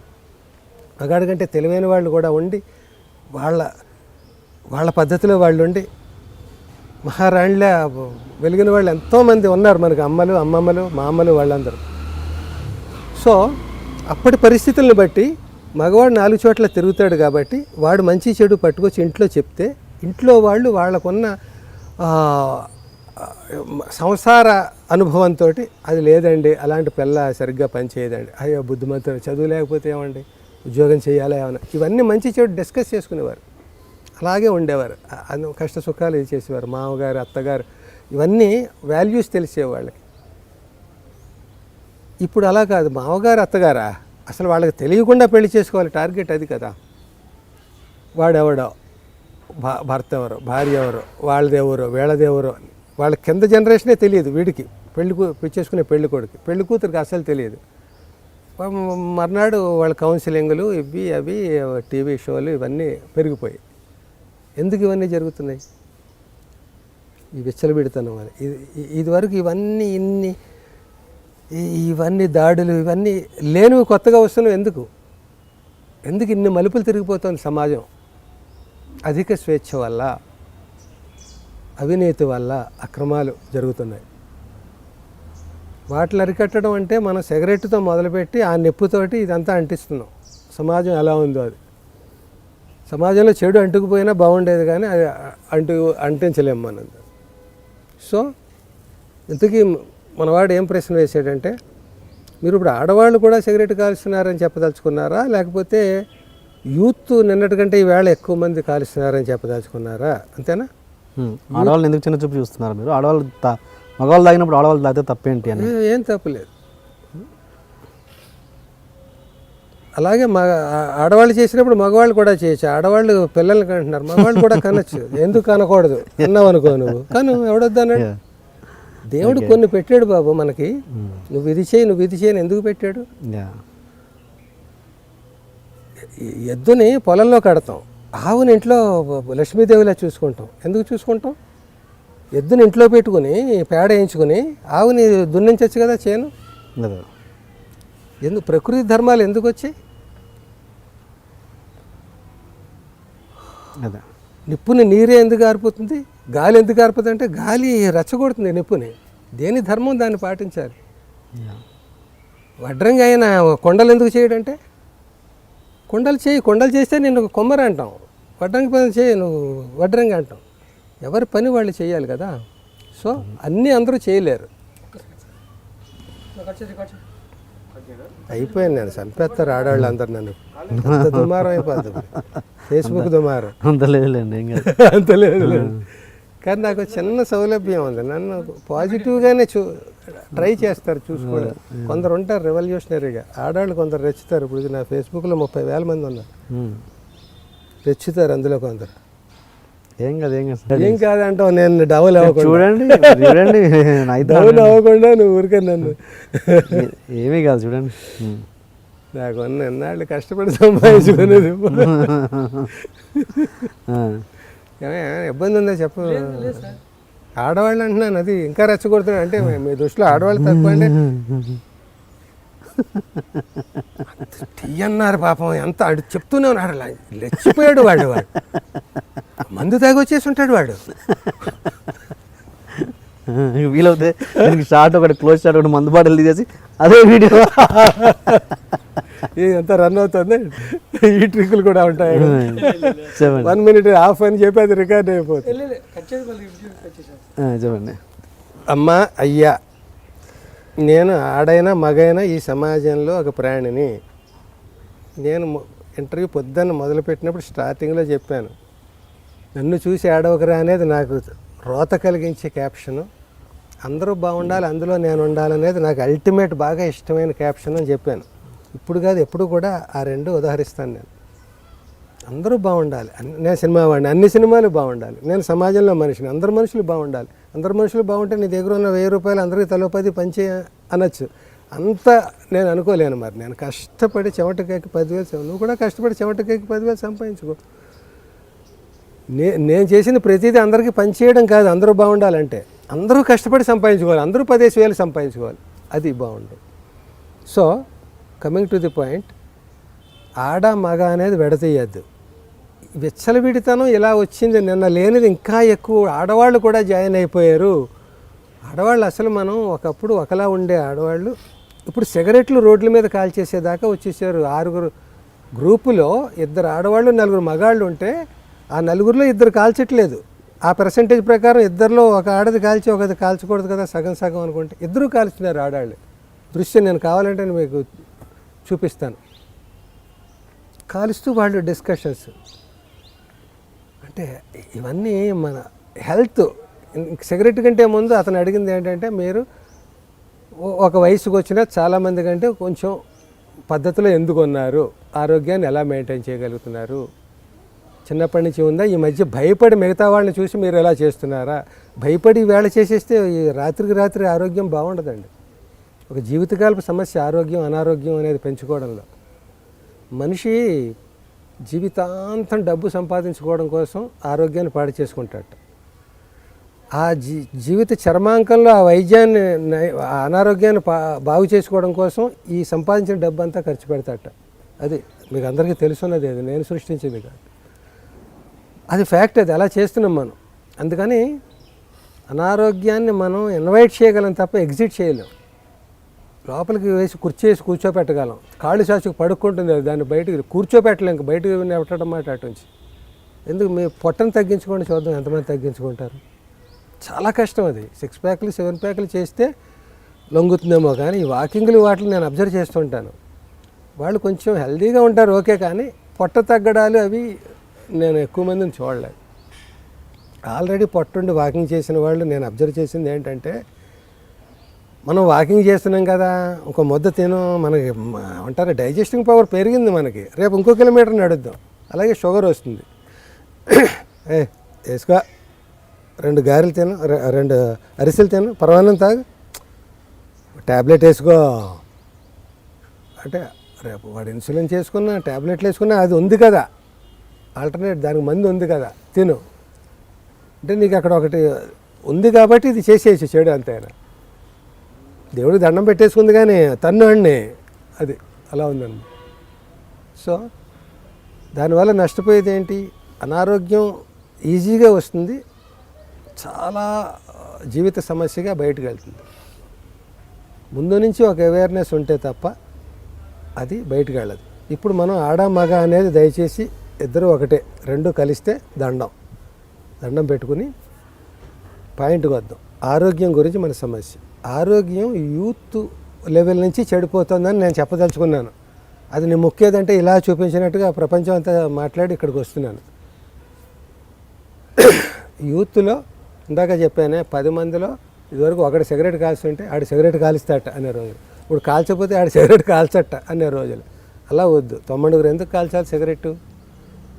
భయం లేకపోవడం, విచ్చలబిడితనం లేకపోవడం, పెద్దల మాట వినకపోవడం, అసలు వాళ్ళ ముందే కాలుస్తున్నారు. తండ్రి కొడుకు మందు కొట్టే సాంప్రదాయం మనకు ఉంది, కొత్తగా పాతదేం కదా, ఇప్పుడు అన్ని చోట్ల తాగుతున్నారు. మా సినిమాల్లో కూడా చక్కగా చూపిస్తున్నాం, తండ్రి కొడుకు కూర్చొని మందు కొడతారు. నాన్నని ఒరే అంటాడు కొడుకు, రేపొద్దున్న కొడుకుని తండ్రి ఏమండి అంటాడు, ఏమండి అబ్బాయి గారు అంటాడు, ఏంట్రా నాన్న అంటాడు కొడుకు. పర్వాలేదు, మార్పులు ఎన్ని మనం అన్నీ ఇన్వైట్ చేస్తూ వెళ్తాం కదా, అది ఇన్వైట్ చేద్దాం. వెటకారం కాదు, నేను మగవాడిని కాబట్టి ఇంకోలా అనడం కాదు, నేను తండ్రి కొడుకు గురించి మాట్లాడుతున్నాను, కూతురు తండ్రి గురించి కాదు. వాల్యూస్, ఈ వాల్యూస్ అన్నీ మనం కొత్త వాల్యూస్ని మనం ఇంతంత మన టార్గెట్స్ పెంచుకుంటున్నాం కదా, ఎన్నో కనిపెడుతున్నాం, అన్నీ కనిపెడుతున్నాం, కొత్త లగ్జరీస్ కనిపెడుతున్నాం, కొత్త అనారోగ్యాలను కనిపెడుతున్నాం, వాటికి మందుల్ని కొత్తగా కనిపెడుతున్నాం, ఆలస్యంగా అయినా అన్నీ కనిపెడుతున్నాం. మరి మన వాల్యూస్ని పెంపొందించుకో ఎందుకు కనిపెట్టట్లేదు? ఫలానా మిషన్ తోటి రోజు ఇలా రుద్దుకుంటే రోజు తండ్రిని గౌరవించడం వస్తుంది, ఇలా మసాజ్ చేసుకుంటే తల్లికి దండం పెట్టుకోవడం అలవడుతుంది. ఇలాంటివి ఎందుకు నేర్చుకోవట్లేదు? మంచివన్నీ పోగొట్టుకుని చెడు వాటిల కోసం ఎందుకు ఈ ఎక్సర్సైజులన్నీ చేస్తున్నాం? ఒక్క చెడు అలవాటు మనం నేర్చుకోవడం వల్ల ఎన్ని అవస్థలు పడుతున్నాం మనం చుట్టూను. ఎక్కడో హాస్పిటల్లో పడేస్తాడు, ఎంత అవస్థ. అక్కడికి వెళ్తుంటే అసలు భయం వేసేస్తుంది. కార్పొరేట్ హాస్పిటల్కి వెళ్ళామంటే ఏంటి మనిషి జీవితం, ఇదివరకు ఈ హాస్పిటల్ తెలుసా, ఈ రోగాలు తెలుసా, ఈ మందులు ఉన్నాయా అన్నీ అనిపిస్తుంటాయి. ఇవన్నీ చిన్నతనంలోనే నడున్నొప్పి ఎందుకు పెళ్ళి అవ్వకుండా అనేవాడికి, పెళ్ళి కాకుండానే ఆడపిల్లకి ఇంకో జబ్బు ఎందుకు, ఇవన్నీ ఎందుకు వస్తున్నాయి? కంప్యూటర్స్ అవేను, పగలు రాత్రి నైట్ షిఫ్ట్లు, పగలు షిఫ్ట్లు, గంటల తరబడి దాని ముందు ఎలక్ట్రానిక్ ఐటమ్స్, ఇవన్నీ ఉండాలి. ఎక్కడికక్కడ భయం కూడా ఉండాలి. అంటే నేను పుడింగి నేను చెప్పట్లేదు,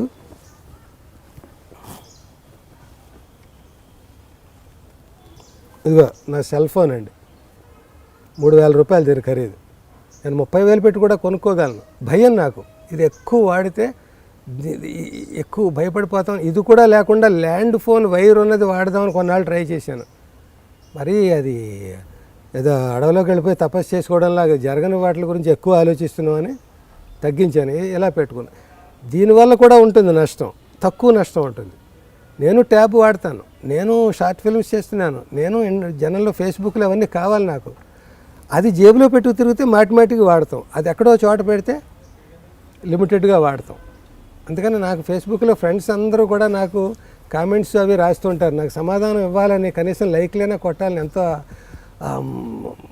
పులకెంతగా ఉంటుంది. అంత మంచి మంచి కామెంట్స్ వాళ్ళు పెడుతున్నారు. భయం నాకు అవన్నీ కొడితే ఒకటి నా క్రియేటివిటీ ఆగిపోతుంది. ఈ సమాధానాలు ఇస్తూ కూర్చుంటే ఆ జబ్బులో పడిపోతాం. అది తీయగా ఉంటాయి, వాళ్ళు పొగుడుతుంటే చాలా థ్యాంక్స్ అండి ఇవన్నీ అన్నాం. అవి చేస్తుంటే నేను క్రియేషన్ చేయాలి కదా, నాకు అందరిలాగా 24 గంటలే ఉన్నాయి, 25 గంటలు. అందుకని దానివల్ల కొంత చేయలేను. కొంత ఎలక్ట్రానిక్స్ అవి ఎక్కువ వాడడం వల్ల నాకు రకరకాల ఈ వయసులో కొత్తగా ఆరోగ్యం తెచ్చుకోలేకపోయినా అనారోగ్యం ఎందుకు తెచ్చుకుంటే ఎక్కడ ఏ హాస్పిటల్లో పడతామో తెలుసు. దానికి కరిగించుకోవడానికి ఆస్తులు వెనకాల గొప్ప తెప్పలుగా లేవు. ఇవన్నీ భయాలతోటి నేను నా జాగ్రత్తలో నేను ఉంటాను. అయినా కూడా మనకి తెలియని రోగాలు ఎన్నో ఆల్రెడీ పొంచి ఉన్నాయి. ఎక్కడ ఏదో కాపు కాసి ఉందో మనకు తెలియదు. అరే నిర్లక్ష్యం చేసేసారండి, 3rd స్టేజ్లో వచ్చారండి, చెకప్ చేసుకోవాలండి ప్రతి 6 నెలలకి. అందరికీ తెలుసు ఆ చెకప్లో మెషన్లు అన్నీ నార్మల్ అనే వస్తాయి. సడన్గా ఏదో కొంప ముంచుతుంది. మృత్యు అనేది 1,00,000 మార్గాల్లో మన వెంటాడుతూ ఉంటుంది. 99,999 జాగ్రత్తలు తీసుకున్నా ఆ 1,00,000ది ఎక్కడో ఉంటుంది మనకు తెలియకుండా, ఎలక ఇంకో వేరే కలుగులోంచి దూరినట్టుగా. ఇలాంటి పరిస్థితుల్లో తెల్లవారులు మాట్లాడుకున్న ఇది ఎటేటో పోతూ ఉంటాం. మళ్ళీ యూత్ సిగరెట్ అక్కడికే వస్తాం మనం. యూత్ ఈ జబ్బులు ఎక్కువ కారణానికి యుక్త వయస్సులోనే వాళ్ళు చక్కగా పెళ్లి చేసుకొని వైవాహిక జీవితాన్ని రొమాంటిక్గా, అందంగా, చాటుమాటుగా, ఒక శృంగారంగా, సెక్స్గా కాకుండా, సెక్స్కి శృంగారానికి అండి ధర్మానికి అధర్మానికి ఉన్నంత తేడా వద్దు. శృంగారం వేరు, సెక్స్ వేరు, రెండూ కూడా సృష్టి ధర్మాలే. చాటుమాటుగా ఉండేది శృంగారం, మొత్తం విప్పేసేది సెక్స్. సో దానివల్ల ఏం లేదు, సుఖం లేదు సెక్స్ వల్ల. శృంగారంలో సెక్స్ ఉండాలి తప్ప సెక్స్లో శృంగారం రాదు. ఉన్నది ఇది కాదు. మళ్ళీ మన టాపిక్ మారిపోతున్నాం. ఇవన్నీ విచ్చలవిడితనాల వల్ల. ఒక తల్లి తండ్రి వాళ్ళు ఈవేళ ప్రేక్షకులు. ఈ యూత్ ఆడుతున్న నాటకంలో రవీంద్ర భారతి రంగస్థలం మీద జనంగా మామూలుగా థియేటర్లో ఎక్కువ మంది ఉంటారు, స్టేజ్ మీద తక్కువ మంది ఉంటారు. ఇప్పుడు యూత్ ఎక్కువ ఉన్నారు, రంగస్థలం పెద్దదైపోయింది, వాళ్ళు ప్రదర్శన ఇస్తున్నారు. వీళ్ళు వృద్ధులు ప్రేక్షకుల్లా చూస్తున్నారు. వీళ్ళు మాట్లాడడానికి ఉండదు, వీళ్ళ చేతిలో మైక్ ఉండదు, వీళ్ళు పెర్ఫార్మెన్స్ ఇవ్వడానికి ఉండదు, కుర్చీలో కూర్చున్నారు అంతే. ప్రదర్శన అంతా వాళ్ళు ఇస్తున్నారు. మేము చెప్పింది వినండి అని అంటున్నారు తప్ప వాళ్ళు చెప్పండి అని మాకు మైక్ ఇవ్వట్లేదు. నాకంటే నేనేం బాధితుడిగా మీతో మాట్లాడలేదు, నాకు పర్సనల్ ప్రాబ్లమ్స్ ఏం లేవు. ఈ సమాజంలో ఒక మనిషిగా, ఒక నాటక ప్రయోక్తగా, ఒక సినిమా రచయితగా, సినిమా నటుడిగా, అన్నీ చూసినవాడిగా, ఎన్ని చూసినా ఇంకా చూడాల్సింది ఆకాశం అంత ఉన్నా కూడా నాకు అంత అక్కలేదు. ఆకాశం నాకెందుకు, దండం పెట్టుకోవాలి దూరం నుంచి. ఆకాశంలో ఎక్కడికి వెళ్తాం, నేల మీద నిలబడాలి. నేను బాగుంది, నేల మీద చక్కటి పైరు మీద ఉన్నాం, మేము మంచి కుర్చీలో కూర్చుని ఉన్నాం, చాలు. సో వాళ్ళకి ఏమైనా చెప్దామంటే వాళ్ళు రాక్ మ్యూజిక్ పెట్టుకుని ఉన్నారు, వాళ్ళ చెవులకి ఇయర్ ఫోన్స్ పెట్టుకుని ఉన్నారు, నృత్యం చేస్తున్నారు. వాళ్ళు మన ప్రేక్షకులుగా ఉండిపోయిన తప్ప ఎక్కడ చెబుతావు, నువ్వు అక్కడికి వెళ్ళడానికి లేదు, వాళ్ళు వినే స్థితిలో లేరు. అయినప్పటికీ బట్ అయినను పోయి రావాలి హస్తనకు అన్నాడట కృష్ణుడు. మీరంటే నాకు ఎంత ఇష్టం అన్నా కూడా నేను సాయంత్రం అయ్యేటప్పుడు నేను వెళ్ళి రావాలి నాయన, బావల్లారా రేపు మళ్ళీ కలుద్దాం అంటాడు. అలాగా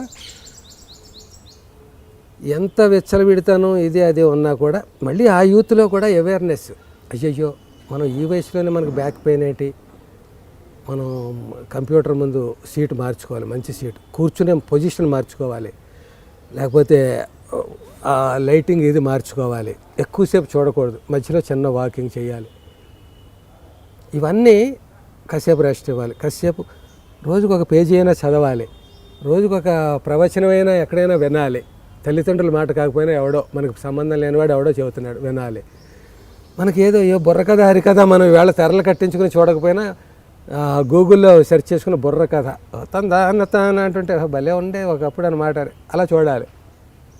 చదవడం మనకి హ్యాబిట్ లేదు. నవల చదివేవారు, అప్పుడు కథలకు వచ్చేసింది. కథలు కూడా లేదు, కవితలకు వచ్చే కవితలు కూడా చదవలేరు. జోకు ఇద్దరు ఉంటారు, ఏడో జోక్ చేస్తాడు, వాడో జోక్ చేస్తాడు. అది కూడా చదవడానికి మనకి మూడ్ ఉండదు. విజువల్గా అంత విజువల్ మీడియా, రీడింగ్ మీడియా పోయింది అంత. రీడింగ్ మీడియాకి నాతో జబ్బు ఉందండి. పంచతంత్రం కథ ఉంటుంది. ఆ పంచతంత్ర కథలో ఒక కథ, ఒక కాకి ఎలక స్నేహితులు అని కథ మొదలు పెడతాడు. ఈ కథ పూర్తి చేయడు. ఈ ఎలకకి ఒకరోజు పావురంతో వైరం వచ్చింది అంటాడు. ఈ కాకి ఎగిరిపోయింది. మళ్ళీ ఎలక పావురం ఇది కొంత చెప్తూ వచ్చి ఎలకను ఆపేస్తాడు. మళ్ళీ పావురం ఒకరోజు ఏం చేసిందంటే ఓ వేటగాడిని చూసి, ఓహో నా మీదకి వస్తావా అంటూ మొదలెట్టింది. అది చెప్పడు. మళ్ళీ ఆ వేటగాడు ఇంటి దగ్గర భార్యా పిల్లలతో ఎలాగైనా ఒక పావురాన్ని తెస్తానన్నాడు. వాడికేమో కూతురు ఎక్కడికో వెళ్ళింది, కొడుకు ఏదో. ఏ కథ పూర్తవుతుంది? అసలు ఎన్ని కథలకు మళ్ళీ వెనక్కి వస్తే ఒక్కొక్క కథ పూర్తవుతుంది. అలాగే నాలో నేను ఒక సబ్జెక్టు పట్టుకుంటే ఇదే టైంలో అనేకం చెప్పాలనో మరి లేకపోతే అవి అలా వస్తాయో. కానీ ఒక విషయం చెప్తుంటే ఇంకోటి చెప్పాలని అలా ఉండడంతో డీవియేషన్స్ ఎక్కువ అవుతుంటాయి. కానీ బండగా గుర్తుపెట్టుకున్నాం యూత్ సిగరెట్ అనేది. పెడుతూ కూడా యూత్ అంటే ఒక పెద్ద సముద్రం గురించి లెక్చర్ లాంటిది, ఆకాశం గురించి లెక్చర్ లాంటిది. యూత్ అంటే ఈవేళ యూత్ గురించి ఎంతసేపు చెప్తే అవుతుంది అది? ఎందుకు ఇవన్నీ కెలామిటీస్ జరుగుతున్నాయి? ఈ కెలామిటీస్కి ఎవరు బాధ్యులు? ఎవరు హెల్ప్లెస్? ఎవరు నిందితులు? ఎవరు న్యాయ నిర్ణేతలు? ఎవరైనా చెప్పచ్చు, ఫలానా వాళ్ళు అని ఎవరైనా చెప్పండి. ఎవరు ఇష్టం వచ్చినట్టు వాళ్ళు చర్చావేదిక పెడితే 100 రకాలు చెప్తారు. ఇది కాబట్టి నేనే మాట్లాడాలి కాబట్టి 100 సమాధానాలు ఒక సమాధానం ఇవ్వగలను. నేను 100 ఇవ్వలేను. నేను ఇచ్చేదే కరెక్ట్ కాదు, ఇంకా 99 కరెక్ట్ సమాధానం. అసలు నేను ఇచ్చేది 101ది ఇస్తున్నానేమో, 100 వేరే ఆన్సర్లు ఉన్నాయేమో. నేను చెప్పాల్సి వచ్చింది కాబట్టి చెప్తున్నాను. నన్ను అడిగారు కాబట్టి, అడగకుండా చెప్పట్లేదు. సో మంచి ఇంట్రెస్ట్తో అడిగాడు యూత్ గురించి. అక్కడ యూత్కి, ఇంకా అతను యూత్ కేటగిరీలోనే ఉన్నాడు, నాలాగా సీనియర్ సిటిజన్ కాదు. అతని గురించి తెలుసుకోవాలని ఉత్సాహంతో నా శిష్యుడిగా అడిగాడు. అందుకని అభినందించి ఎక్కువసేపు మాట్లాడుతాను. ఇది ఇతన్ని అడ్డు పెట్టుకుని చెప్తే అనేక మందికి రీచ్ అవుతుంది. కొంతమందికి శత్రువుని అవుతాను, మొత్తం అందరికీ అవుతానేమో. నేను చెప్పాను కదా, నేను సిగరెట్ కాల్చే రోజుల్లో సిగరెట్ గురించి నాకు ఎవడు చెప్పినా చిరాకు వచ్చేసేది. నాకు వాడు శత్రువు. నాకు నేను మానేద్దాం అనుకున్నప్పుడు నాకు అందరూ మిత్రులే. ఎవరేం చెప్పినా నువ్వు ఎప్పుడు మానేసావు, బా నాకంటే ముందే మానేసావు, ఇలా ఉంటాయి. కాబట్టి యూత్లో అవేర్నెస్ కూడా ఉంది. అది మళ్ళీ చెప్పదలుచుకుంటే భయం ఉంది, అవేర్నెస్ ఉంది. టార్గెట్స్ పెరిగిపోవడం వల్ల అవి రీచ్ అవ్వడానికి వాళ్ళు కూడా మల్లగొల్లాలు పడిపోతున్నారు. 24 గంటలు సరిపోవట్లేదు. ఇదివరకు టైం ఎలా స్పెండ్ చేయాలనేది సమస్య. ఇదిగా ఒకసారి పొలం వెళ్ళి వస్తాను, కూర్చోండి 2 పకోడీలు వేసేస్తాను, తిని వెళ్తురు. కానీ వాడి చేత పంపు, ఆ ఫ్లాస్క్తో పాటు పంపు. ఇలాగా టైంని స్పెండ్ చేయడానికి బోళ్ళు స్కీములు వేసుకునేవారు. ఇప్పుడు అలా కాదు, ఎలా సరిపెట్టు, ఎలాగా ప్రతిదీ సగం మాట. వెళ్ళొస్తానులో అయిపోయింది. టీవీలో మంచి ప్రోగ్రాం వచ్చింది, జబర్దస్త్లో. పేద కుటుంబం వాళ్ళు, రా అంటుంది అది తల్లి. అదేంటమ్మా నా పేరు రాము కదమ్మా, రా అంట. రాము అని పూర్తిగా పిలిచే స్తోమత మనకెక్కడుంది బాబు? మంది చాలా పేద కుటుంబం బాబు, అందుకని రాతో సరిపెట్టుకుందాం బాబు. ఎంత ఎంజాయ్ చేశాను ఆ ప్రోగ్రాం. అట్లాగా చాలా చేస్తాను జబర్దస్త్లో. అది ఒకటే ఎంజాయ్ చేస్తారని కోపడకండి, స్పాంటేనియస్గా చెప్పాను. అలాగా తండ్రి, అరే ఎప్పుడో సాయంత్రం ఎన్నింటికి వస్తావు? 5ంటికి వస్తానన్నాడా, హైదరాబాద్ వెళ్తున్నాను అన్నాడా, 5తో ఆపేసినాడు, వెళ్ళిపోయాడు. వాడు టైం లేదు, ఒక అక్షరం చెప్పగలడు వాడు, టైం లేదు. ఇలా కంగారుగా టార్గెట్లు పెరిగిపోవడం వల్ల అవి రీచ్ కాలేక పరుగులు పెడుతున్నారు. పరుగులు పెడుతూ దానివల్ల వచ్చే అనర్థాలను మళ్ళీ గుర్తిస్తున్నారు, జాగ్రత్తలు తీసుకుంటున్నారు, ఆరోగ్య సూత్రాలు పాటిస్తున్నారు. మొలకలు తింటున్నారు కొందరు, పెసర మొలకలు ఇవి అవేను. తేనె తాగుతున్నారు, ఆవు పాలు తాగుతున్నారు, పిజ్జాలు తినడం మానేస్తున్నారు. కానీ తినేవాళ్ళు తింటూనే ఉన్నారు. ఎడాపెడా ఈక్వల్గా ఉన్నారు. ఇప్పుడు ఇదివరకు ఆయుర్వేదానికి హోమియోపతికి ఇంత గ్లామర్ లేదు. ఎందుకంటే వీటి మీద నమ్మకం పెరుగుతుంది న్యాచురల్గా, విరుగుట కొరకే అన్నట్టు. అయ్యా టిఎన్ఆర్ గారు ఎంతసేపు చెప్పినా ఇది టైం లెంగ్త్ పెరుగుతుంది తప్ప కంటెంట్ ఇది. ఇంకో ఇంట్రెస్టింగ్ టాపిక్తో ఇంకో 6 నిమిషాల్లో కలుద్దాం అంటే వెంటనే.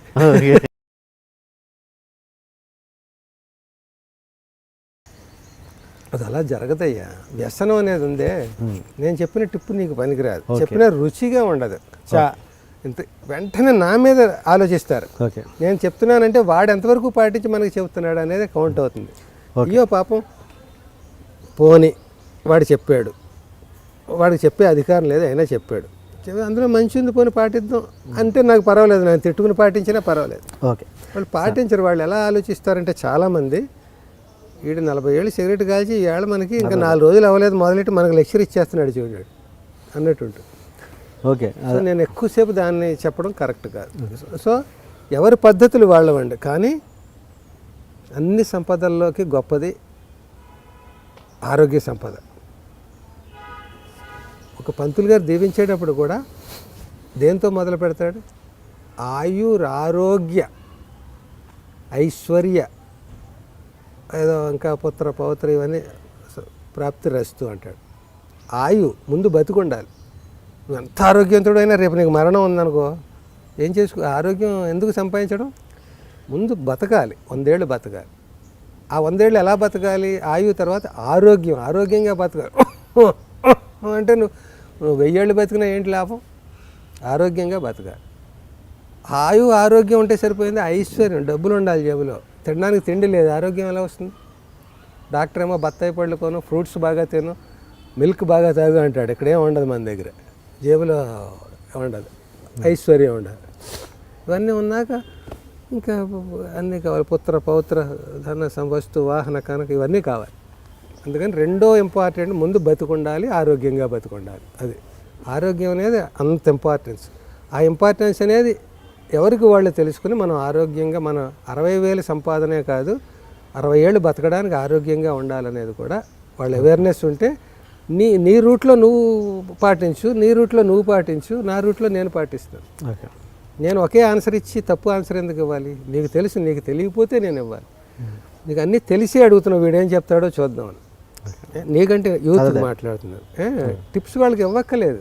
వెంటనే ఇది పెట్టేసే కూడా హెల్తీ టిప్స్ అని గూగుల్లో కొడితే 8-10 లెటర్స్ కొట్టేస్తే బోల్డ్ రకరకాల ప్యాకేజీలు వస్తాయి. అందులో వాడు పాటించగలిగింది పాటిస్తాడు. పాటిస్తున్నారు చాలామంది. ఓకే, మీరు యూత్ అన్నారు కాబట్టి ఇంతకీ మీ అబ్బాయి సుపాని సిగరెట్ మందు కొడతాడు, సిగరెట్ తాగడం మందు కొట్టడం చేస్తాడా అని చేయడా? నాకు తెలియకుండా నేను ఎప్పుడూ చూడలేదు, ఒక్కసారి కూడా. ఇంతవరకు వాడు సిగరెట్ మందు తాగలేదు. ఓకే, అసలు నిజంగా. ఓకే. అప్పుడు అంటే నేను ఈ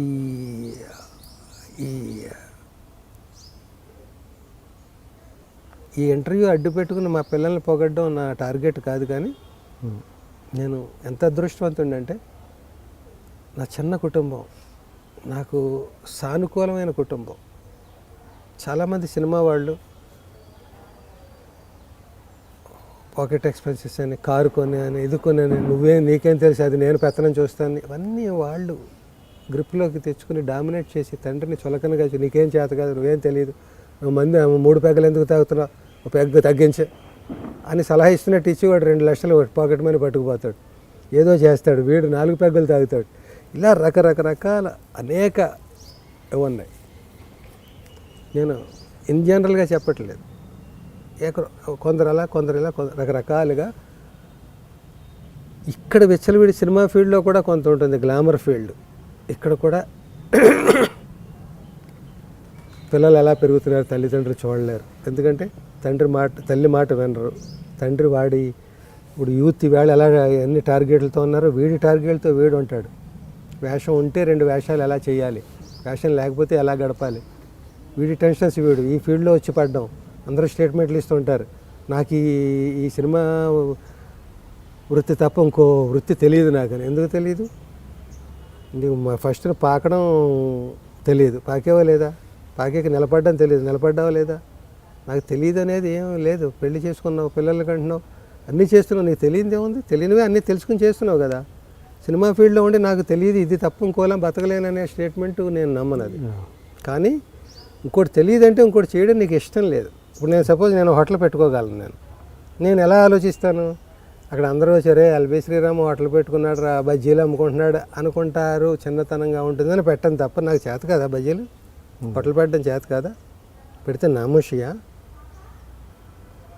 నేను షార్ట్ ఫిల్మ్స్ ఎందుకు చేసినాను, 400 సినిమాలు చేసి అవి చేసి ఇవన్నీ చేసి చిన్న 20,000 మంది 30,000 మంది చేసి డబ్బులు ఎదురిచ్చి ఎందుకు చేస్తున్నాను, నాకు కూడా చేత కాదే అంటే ఎందుకు చేస్తాను, నేర్చుకుని చేస్తున్నాను, నష్టపోతున్నాను, లాభం రాదు నష్టపోతున్నాను, ఎందుకు చేస్తున్నాను, నాకు అది కళ ఇది కళ, ఎవడో రోజు తెల్లారు లేచి వాడు పిలిచాడో వీడు పిలిచాడో, ఈ సినిమాలో ఉన్నాం ఆ సినిమాలు, ఈ లెక్కలన్నీ ఎందుకు, అసంతృప్తులు వెతుక్కుంటూ వెళ్ళడం ఎందుకు, నేను నాకు చేతనేది నాకు ఓన్గా చేసుకుంటాను, పోనీ కొంత రూపాయి సంపాదించాను, అందులో పావలా పోతే పోనీ, అదే సార్, ఆ పావలా కూడా అయిపోయాక నేనే చచ్చినట్టు నేనే కుక్కిన పేర్లో పడి ఉంటాను.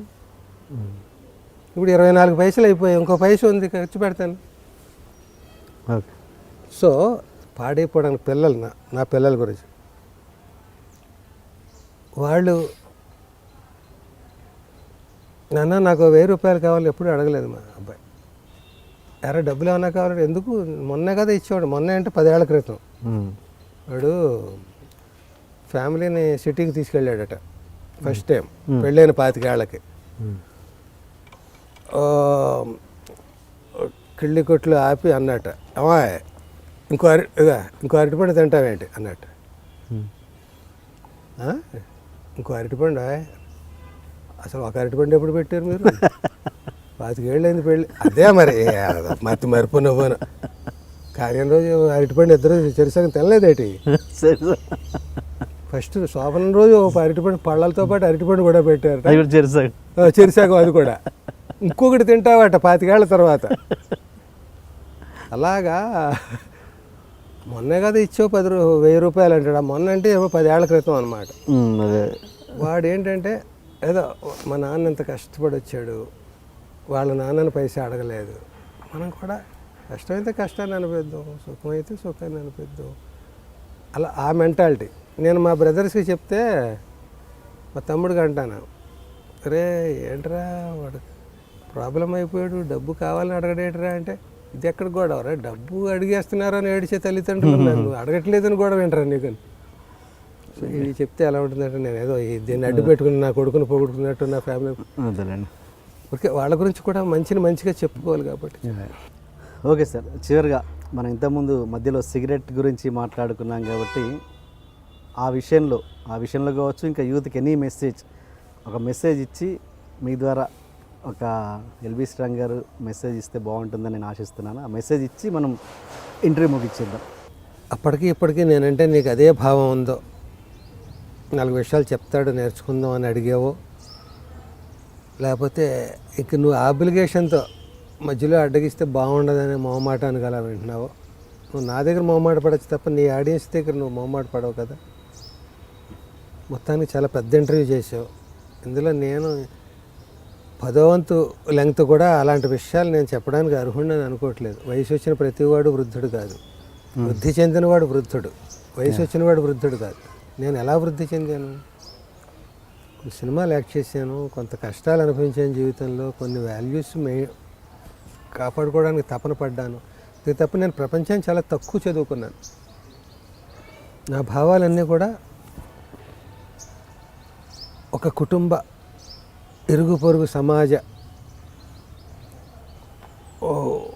చుట్టరికాల చిన్న చిన్న విలువల, కష్టాల, కన్నీళ్ల, ఆనంద భాష్పాల, ఈ విలువల చుట్టూ తిరిగేదైనా చిన్న ప్రపంచం నాది. పెద్దవి నాకు తెలియవు అసలు. కొన్ని క్యాంపస్లోకి నేను అడుగు పెట్టలేదు, లగ్జూరియస్ క్యాంపస్లోకి. ఇలాంటి ప్రపంచాలు ఉంటాయని నేను చూడలేదు కళ్ళతోటి. అవి చూసినప్పుడు నేను ఎలాంటి క్వశ్చన్లు అడగనేమో, ఇవి కావాలని కోరుకోనేమో. కొన్ని మన అదుపు దాటి పరిగెడుతున్న వాటిని మనం ఆపాలి అనుకోకూడదు కదా. అలా నేను అవి చూసుంటే అనుకోలేమో. నేను చూసింది చాలా లిమిటెడ్ ప్రపంచాన్ని. ఆ లిమిటెడ్ ప్రపంచంలో గర్వంగా చెప్పగలను, ఒక అందమైన ప్రపంచాన్ని చూశాను నేను. అందమైన ప్రపంచానికి నేను నిర్వచనాలు ఇవ్వలేను, కానీ నేను సరసి కార్టూన్స్ నాకు చాలా ఇష్టం. సరసి అనే కార్టూన్ ఇష్టం. అతని గురించి రాస్తూ అతని కార్టూన్లు ఎలా ఉంటాయని రాస్తూ ఒక పోలిక పోల్చాను. కొన్ని పిచ్చి గీతలతో ఒక కార్టూన్ గీసేసి దానికి ఒక నవల రాసినంత స్క్రిప్ట్ రాసేసి ఇది జోక్కి, ఈ కార్టూన్ జోకు నవ్వండి అంటే ఎలా ఉంటుందంటే పిచ్చి గీతలు, అర్థం కాని పిచ్చి గీతలతో బొమ్మలు వేసేసి నవ్వురాని నవలంత మ్యాటర్ని క్యాప్షన్గా రాసేసి ఇది జోకు నవ్వండి అంటే ఎలా ఉంటుందంటే పక్వానికి రాని మామిడికాయల్ని బలవంతంగా దొళ్ళగొట్టేసి కుప్పగా పేర్చి కార్బైడ్స్ జల్లేసి దాని నిండా నూజివీడు మామిడి పళ్ళు, తాజా మామిడి పళ్ళు కొనండి తినండి అని బోర్డు పెట్టినట్టు ఉంటుంది. అదే ఒక చెట్టుకి ఏ ఎరువు వేయకుండా సేంద్రియ ఎరువులతోటి మామిడి చెట్టునే ముగ్గి సహజంగా ఆ ముచ్చిక దానంతట అది గాలికి ఊడి పడిపోతుంటే కింద పడకుండా పట్టుకొని ఆ పండుని కొరికి తింటుంటే ఎలా ఉంటుందంటే సరసి కార్టూన్లా ఉంటుంది. అంత సహజంగా ఉంటుంది, అంత కల్తీ కల్మషం లేనిదిగా ఉంటుంది, అంత రుచిగా ఉంటుంది, అంత శుచిగా ఉంటుంది. అలాగా నేను చూసిన ప్రపంచం మంచి వాతావరణం. ప్రతివాడు నాది మంచిది అనుకుంటాడు. ఎన్ని విశృంఖలత్వాలు లేవు. నిన్నటిదాకా నేను గడిపిన జీవితం. విశృంఖలత్వాలు అంటే విచ్చలబెడుతున్నారు కొన్ని కట్టుబాట్లతో. ఆ కట్టుబాట్లు అందమైన కట్టుబాట్లు అవన్నీ, పనిష్మెంటు కాదు అన్నీ. ప్రతిదాని వెనక ఒక అర్థం అంతరాదు. ఏ కట్టుబాటు వెనకైనా కొన్ని మూర్ఖపువి, ఫేడ్ అవుట్ అయినవి, ఇప్పుడు ఎక్స్పైరీ డేట్ అయిపోయినవి ఉంటాయి. ఆ ఉన్నవి తెలుసో తెలియకో మనం పెద్దవాళ్ళ కన్నుగప్పో వాళ్ళకి నచ్చ చెప్పో మనం వాటిని స్కిప్ చేస్తూ ఉంటాం. ఇప్పుడు ఆ ఆచారం లేదు నాన్న నువ్వు మరీను అని నచ్చ చెప్పో ఏదో చేసి, లేకపోతే ఆయన వినడంటే చాటుగానో అవి చేసాం, స్పృహతో చేసాం. ఇప్పుడు స్పృహ కాకుండా అసలు ఏ వాల్యూస్ ఎందుకు ఉంచుకుంటున్నాం, ఏ వాల్యూస్ ఎందుకు తెంచుకుంటున్నాం తెలుసా తెలియక. ఇందులో ఎవరి పాత్ర అంత? ఈ జనరేషన్దా, నిన్నటి జనరేషన్దా? ఇవన్నీ మనం చెప్పలేం. మహాభారత్ అనే సీరియల్ వచ్చేది. అందులో మంచి ఒక పాత్ర, కాలం ఒక పాత్ర. అందులో కాలం వాయిస్ వస్తుంది, ఏ కాల్ హై అంటే వాయిస్ వస్తుంది. ఇది కాలం, దీన్ని మార్చడం ఎవరి తరం కాదు, అది దీన్ని ఆపడం ఎవరి తరం కాదు, అది మారుతూ ఉంటుంది. ఆ కాల ప్రవాహంలో ఎన్నో మార్పులు జరుగుతూ ఉంటాయని చెప్పడం వాడు ఉద్దేశం. మధ్య మధ్యలో ఏ కాల్ హై, ఇక్కడ అధర్మం చెల్లుబాటు అవుతోంది ప్రస్తుతం, దాన్ని ఎవడు ఆపలేడు. మళ్ళీ ఏ కాల్ హై, ఇక మంచి రోజులు వస్తే ప్రతి దానికి కాలమే కారణం అన్నట్టుగా ఒక అదృశ్య పాత్రలా ఉండేది అందులో. చాలా బాగుండేది, గంభీరంగా. అలాగా ఈ కాల ప్రవాహంలో జరిగే మార్పుల్లో ఏది ఎందుకనేది మనం తెలుసుకోవడమే కష్టం, దాన్ని ఆపడం ఇంకా కష్టం. వీలైనంత వరకు ఎవరికి వాళ్ళు అవేర్నెస్తో ఉండడం. ఇంకొకళ్ళ మాట వినే రోజులు కావు కాబట్టి ఎవరికి వాళ్ళే వాళ్ళ మాట వాళ్ళు వినేలా, ఏది ఎందుకు చేస్తున్నామో ఆలోచించుకొని, అందులో మంచి చెడు నిగ్గు తేల్చుకుని, ప్రతి దాంట్లో ఇది మనకు అవసరమా అనవసరం. మార్కెట్కి వెళ్ళినాం, ఏదో కంటికి కనపడింది నదరగా, ఈ వస్తువు మనకు అవసరమా దోలగొట్టే వ్యాపారమా? అక్కడ కంటికి నదురుగానే కనిపిస్తుంది. ఇంటికి వచ్చేటప్పటికి అది ఎలా అంటే కీ రాదు, ఇంకోటి అంటే ఇది చేయదు. ఇంటి దగ్గర బరువు పాడేయలేం, ఇంట్లో ఉంచుకోలేం. పోనీ ఉంచుకున్న అవసరమా ఇదేమన్నా? పారేయడానికి చోటు, ఇందాక మాట్లాడుకున్నట్టుగా అనవసరమైనవన్నీ పోగొట్టుకుంటే అవసరమైన పోగొట్టుకుంటాం. అది అవసరమా కాదా ఎవరిని ఎవరు అడగడం చెప్పడం లేదు కాబట్టి ఎవరికి వాళ్ళే తెలుసుకోండి ఏది మనకు అవసరం ఏది కాదు, దేనివల్ల ఏమిటి నష్టం. ఇది చూసుకుని మీరు కాలాన్ని మంచి మార్గం వైపు మళ్ళించండి. ఒక ప్రవాహాన్ని మనం నీటిని కాలువలు తవ్వి రూట్లు చేయొచ్చు. అలాగే ఈ కాల ప్రవాహంలో మంచి వైపు మీ వరకు వీలైనంత వరకు మార్గాల్ని వేయండి. దాంట్లో ఇందాక నేను అన్నట్టుగా అందరూ బాగుండాలి, అందులో నేను ఉండాలి అన్నట్టుగా మీరు బాగుండాలి యూత్, అందులో పెద్దవాళ్ళం మేము ఉండాలి. మీ జనరేషన్ మీ వల్ల మేము ఎంత హ్యాపీగా ఉన్నాం. వేళ నాకు కంప్యూటర్ రాదని ఏడవాలా, నేను హాయిగా నేర్చేవాడు, నువ్వు ఉన్నావు. నువ్వు ఉండగా నాకు ఇది చేసి పెట్టరా, కరెంటు బిల్లు కట్టి పెట్టరా అంటే నువ్వు 5 నిమిషాల్లో కట్టి పెట్టేస్తుంటే నేను 5 ఏళ్ళు కష్టపడి ఎందుకు నేర్చుకోవడం, ఎలా కట్టాలో అనేది మమ్మల్ని కూడా కొంచెం గమనించండి, మేము వెనకాల ఉన్నాం అనేది. అంతే, మా మాట ఏం వెనక్కలేదు. Okay sir, thank you so much. Thank you. నీ గురువుగా నీకు నా బ్లెస్సింగ్స్. చాలా ఉన్నత శిఖరాలు ఎక్కాలి. ఏ శిఖరాలు ఎక్కినా, ఎంతవరకు ఎక్కినా ఎప్పుడు పక్కవాడితో పోల్చుకోకు, నీతో నువ్వే పోల్చుకో. తృప్తిగా ఉండు ప్రతిదానికి. అంటే మనిషికి ఇందాక నేను ఇన్ఫీరియారిటీ సుపీరియారిటీ రెండూ ఉండాలని, అలాగే తృప్తి అసంతృప్తి రెండూ ఉండాలి మనిషికి. తృప్తి నాకేంట్లే హాయిగా టీ అన్నారు నేను అంటే ఇంకా నువ్వు రిలాక్స్ అయిపోతావు. నేను ఎందుకు పనికిరాను అనుకుంటే నువ్వు అసలు నువ్వు ఎందుకు పనికొస్తావు జనానికి తెలుసు కదా. నీ కాన్ఫిడెన్స్ నువ్వు గుర్తించట్లేదు అన్నట్టు ఉంటుంది. సాధించిన దానికి సంతృప్తిని చెంది అదే విజయం అనుకుంటే పొరపాటు అని అన్నాడు. అసంతృప్తిలో మగ్గిపోక జీవితం అని అన్నాడు. ఆ రెండు బ్యాలెన్స్ చేసుకుంటూ ముందుకెళ్ళు. ప్రతి క్షణాన్ని వర్తమానంలో ఉండి ఆస్వాదించాలి. చాలా కష్టం. మనిషి ఎప్పుడు భూతల పాస్ట్లోకైనా వెళ్ళిపోతాడు, ఫ్యూచర్లో ఆలోచనలోనే వెళ్తాడు. ప్రతి క్షణం కూడా చేసే మిస్టేక్ అదే. ఈ క్షణాన్ని ఎంజాయ్ చేయి. ఇప్పుడు ఈ షేక్ హ్యాండ్లో ఈ క్షణం నిజంగా నేను ఈ క్షణంలోనే ఉన్నాను. నేను గతంలోకి వెళ్ళలేదు, ఫ్యూచర్లోకి వెళ్ళట్లేదు. ఇది ఎంత బాగుందో అది. ఇలాగే ప్రతి క్షణం వీలైన క్షణాలు వర్తమానంలో బతికితే అసలు మనిషి లైఫ్ మొత్తం అంతా స్వీటే. Right sir, thank you. All the best. Thank you. Hi, this is LB Sriram. Please subscribe iDreams Media.